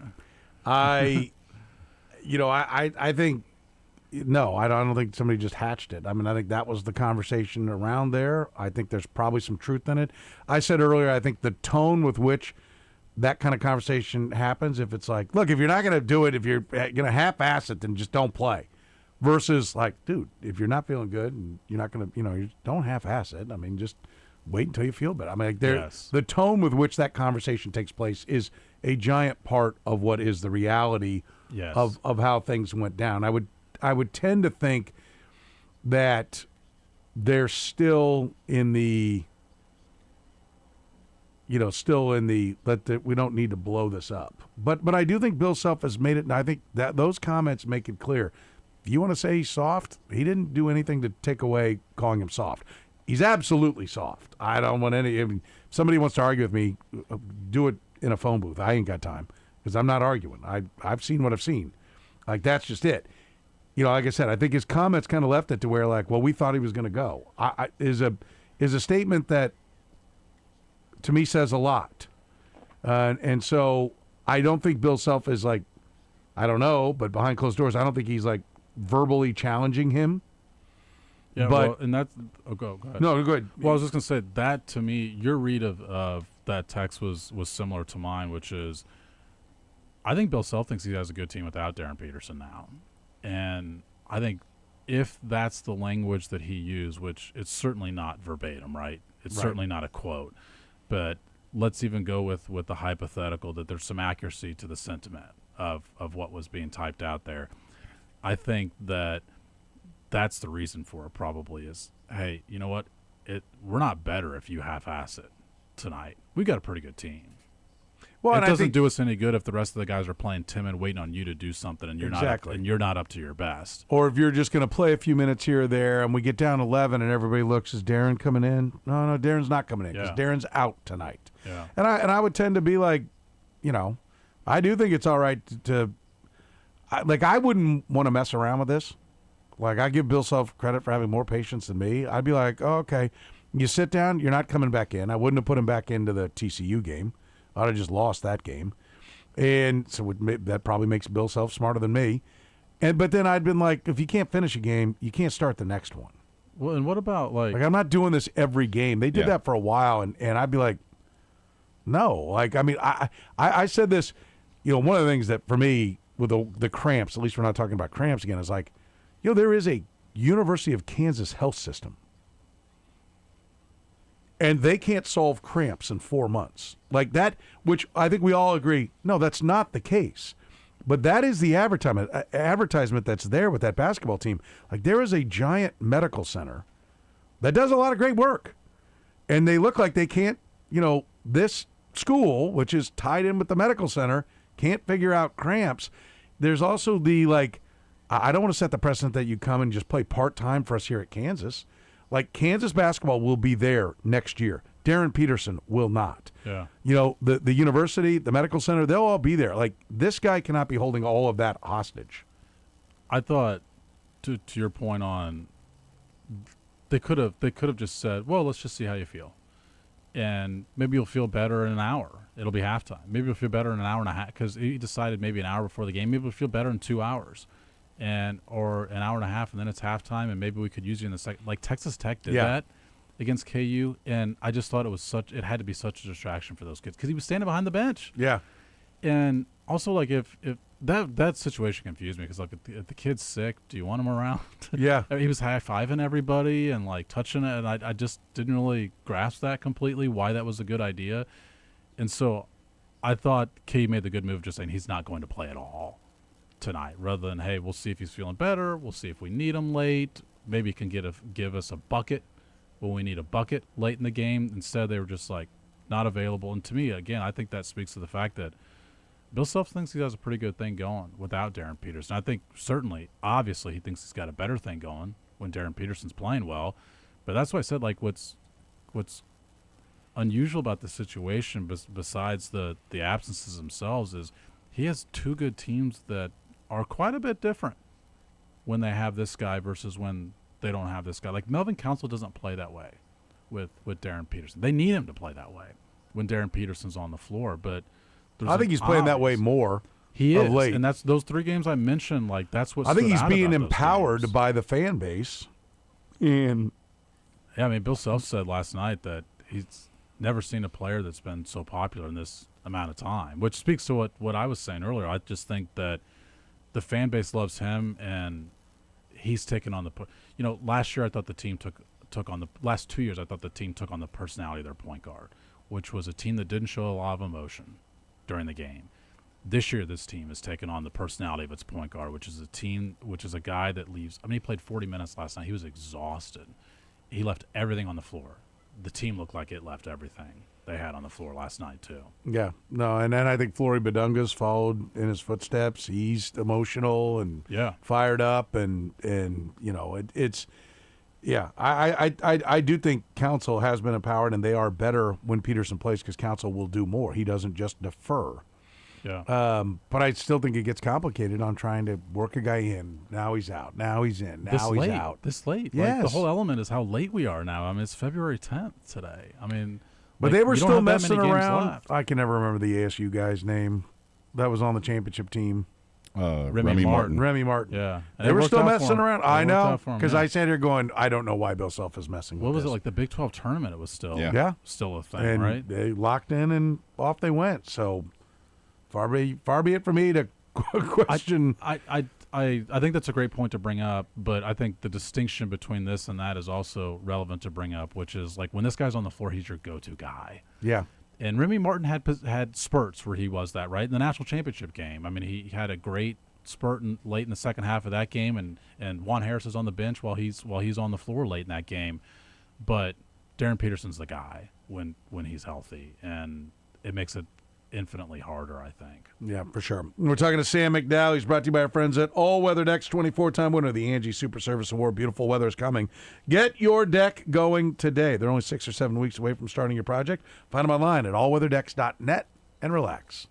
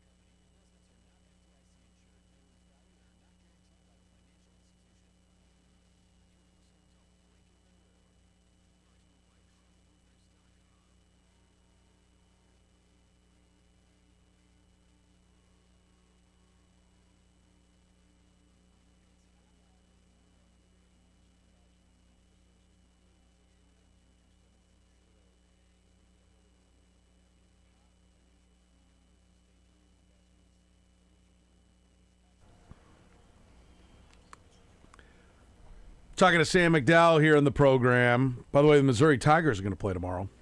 They've got 5 games in a row against teams that are ahead of them in the Ken Palm rankings. This is their tournament season. This is it? Yeah, I think that. I mean, I think that this next stretch, like the rest of this month, will determine whether or not they're playing in the tournament. What do they need to do in those 5 games? 3-2, 2-3? It's dependent, I think, on which ones. Like a Vandy win would be huge. A Tennessee win would be huge. But yeah, I think. First of all, I've seen some places have Mizzou in. Yeah, I think even the ones that have them out either have them among the first 4 or the next 4. So none of these are going to be bad losses. But yeah, if you go 3-2, but then I think you can't go 0-2 on the road against Mississippi State and Oklahoma if you go 3-2. So what you've got 5, 6. You've got 8 games left. Let's say 5-3 then. 5-3. Yeah, and don't crap your pants in the first round of the SEC tournament. So that would put them 11-7 in the league. Short of that, no. Or short of that, 10-8, and they need to do some damage in the tournament. You got to win at least one, and I think. Look, the SEC tournament is so confusing because of the double buys and all that stuff. But so it depends on where you are. I think in that, like if you don't get a bye at all, yeah, I think you need to win at least one, if not 2. Yeah. You got to get to the quarters, I would think, in that situation. Do you expect them to achieve this? They are such a hard team for me to figure out. They played better since they've been healthy, but then they've had. I don't think they'll go 3-2 in those games. I think they probably more likely go 4-4 or even 3-5 than go 5-3. Yeah, I think they're going to go 2-3 in the next 5. And then I think they're probably going to be 9-9 in the league. I think. Well, if they go 2-3, that puts them at 8-7, 8-8, wouldn't it? Aren't they 6-5 right now? 6-4. Oh, they are that far over. So yeah, that puts them at 8-7. Then you've got the back-to-back road games at Mississippi State and Oklahoma. I'm giving them 1 of the 2, okay. And then I'm combining the Arkansas home game with those first 5 games and saying you go 2-4 in those and 1-1 in the road games. Yeah, I feel more like 4-4. 2-4. Am I coming up with right? 2, 4, 6, 8. Yeah. I think they're going to go 2-3 in these 5. And then I think they're going to go 2-1 in the last 3 in some way. Be 4-4 and probably get there at 10-8. Yeah. And the projection is for them to go 9-9. And then that is a situation where I think you can't if you're at 10-8, and this is where when we had these conversations about their out of conference schedule during the out of conference season, this is where that comes into play. And I think if you're 10-8, you're in a spot where you're going to feel really uncomfortable if you lose to, let's say, Oklahoma and the SEC tournament. You're going to be going, uh-oh, do we just play ourselves out of the tournament? Well, how much does losing to Alabama by 26 and Illinois by 43, how much does that bog them down? It should, but, I mean, the committee picks and chooses what it uses for this stuff every year. I mean, us trying to figure out what they're going to prioritize, they might prioritize one thing for one argument and not even mention it for another argument, it seems like. Bring up bracketology and give me a team that's in at the bottom, the last 4 in. And I want to look at what their resume, because I think part of the problem that we forget when we do this is that they got to find 68 teams. Well, I mean, isn't Texas like one of the teams they're getting ready to play? First for 4 example? out. You're looking for? Yeah. Well, then Missouri's in the first 4 out. First 4 out. Who's in the last 4 in? Texas. Okay. So let's look at Texas's resume, just like for what eyeball it on the Ken Palm. Bunch of 300s that they beat. Lost to 3 Duke, 72 Arizona State. Did beat 29 NC State. Lost to 16 Virginia.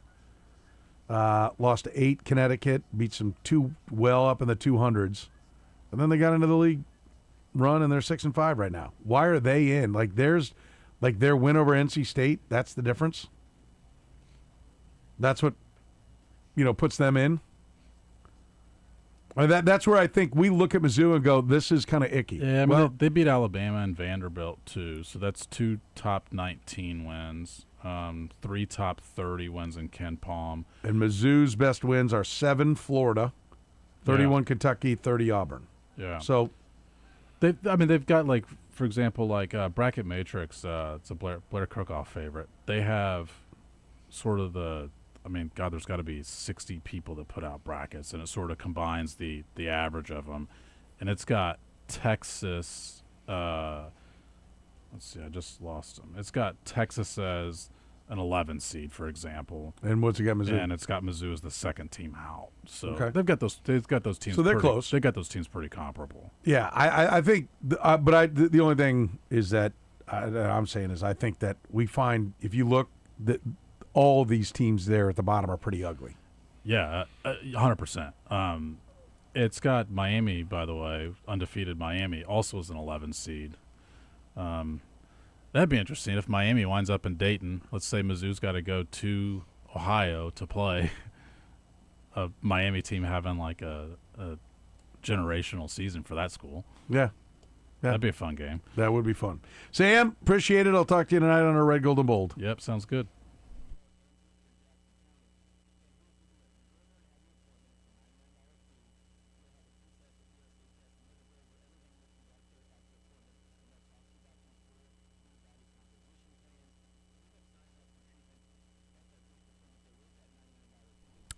All right, how many teams in the last 40 years have beaten 2 teams 15-0 or better in the same season?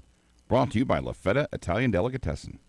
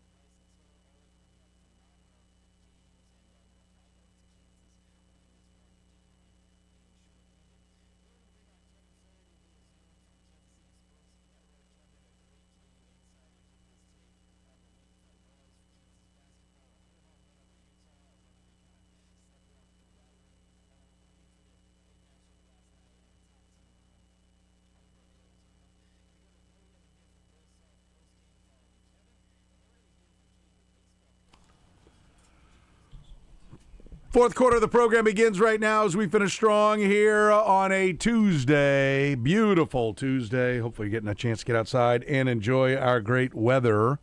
Coming up here in a little bit, we will talk with Gary Parrish, our college basketball insider. He's really good. He's the best. We are big fans of one Gary Parrish. We'll talk about the Jayhawks and their huge win. It is one of the biggest wins in college basketball this year, one of the biggest wins in the history of Fog Allen Fieldhouse, which is not easy to say. I mean, I was getting texts from KU fans when the Peterson news came down. It's like, oh, this is the worst possible night. You could not have imagined from the time it was announced that Peterson would not be playing to the end that the game would end the way it did. Yeah. For sure. It just made everything even better, I'm sure. And in that first segment with Sam, we were talking about the atmosphere. I just think that fueled it. It was an angry Allen Fieldhouse before the game started. Yeah. We're like, I mean, there were words being thrown around 10 minutes prior to tip. You know, the word that the Texas Tech fans use, that word was being thrown out there, some F-bombs. So it was an angry crowd. As a chant? No, not a chant, but they were directing that word at one player who. Right. You know, so it was already an angry crowd, and they thought there should be a healthy exchange of ideas with the refs, you know. So it was an angry building, and that just fueled the atmosphere. What about the refs? I think they were getting the calls. Yeah, that's right. And I didn't understand it because the PA guy, you know, comes on before the game starts, says, you know, watch your language, and apparently they didn't listen. They didn't listen. Kansas never gets they're the not calls. They're not all great fans like you. KU never gets the calls at Allen Fieldhouse. That's right. That's right. Well, I didn't see that travel. I tell fans of other schools, because people say, "Oh, KU." Every home team gets calls. Yes, we've looked it up. Home teams of blue bloods get more calls because the crowd. The crowd is a huge influence. And I think it also appears that way because you watch more of their games because they play more big games. So when they do get the calls, you see it. Nobody sees the call that went Oklahoma's way. Right. The rest of this year, all of this year, they went in the tank right away.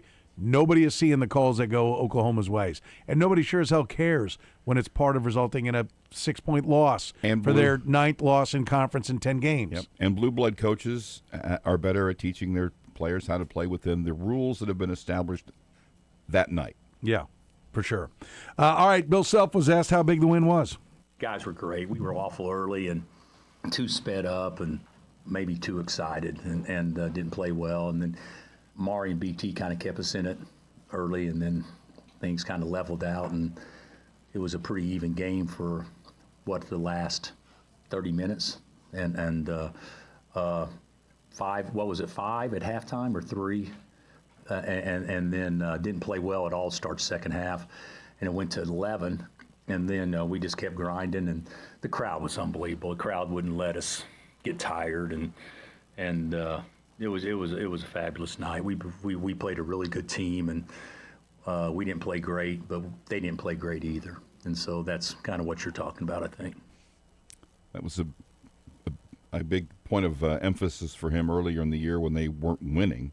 Was what we have to do is we can play better, but in years past we've had games where we didn't play very good, but we kept the other team from playing well, and that was one of the things he was hoping they would begin to do.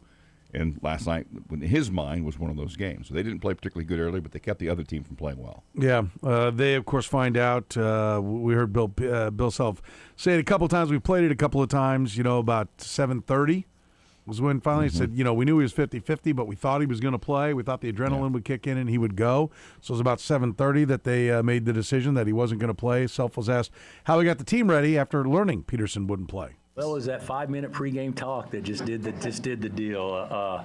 I think the guys were ready to play regardless. The one thing about Darren that's been positive is we have played without him, and we've actually been more aggressive individually a lot of times when he was not in the game. Now, we're not as good, but we're more aggressive individually.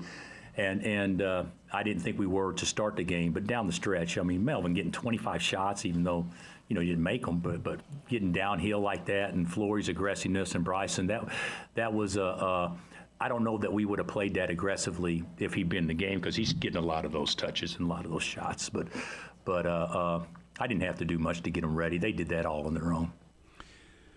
I was just sitting there and he was talking about, not as aggressive when Darren's in the game. And you get it because you got, this elite force, this great scorer that's on your team and, can handle a lot of the business there for you. Yeah. Who's not just a post case, a guy who controls the offense when you're in the half court. Right. So I get that. I'm curious as to, have we heard him much? He doesn't talk much. No. Right? Do they just not make him available? Because he's going to have to be available at the Big 12 and the NCAA tournament, right? They'll bring him out, 3 kids. He's definitely going to be one of the ones that's requested. We haven't heard much because usually, it's the players talk after the game. The guy didn't finish the game. He's not going to sit there. So I'm not thinking the games that he's finished, has he been at the podium? He's probably at the podium in Texas Tech last week, but not many other times. Yeah. That's going to be interesting. You got to finish the game to be at the podium. Yeah, that's going to be interesting. Seen a lot of Melvin Council.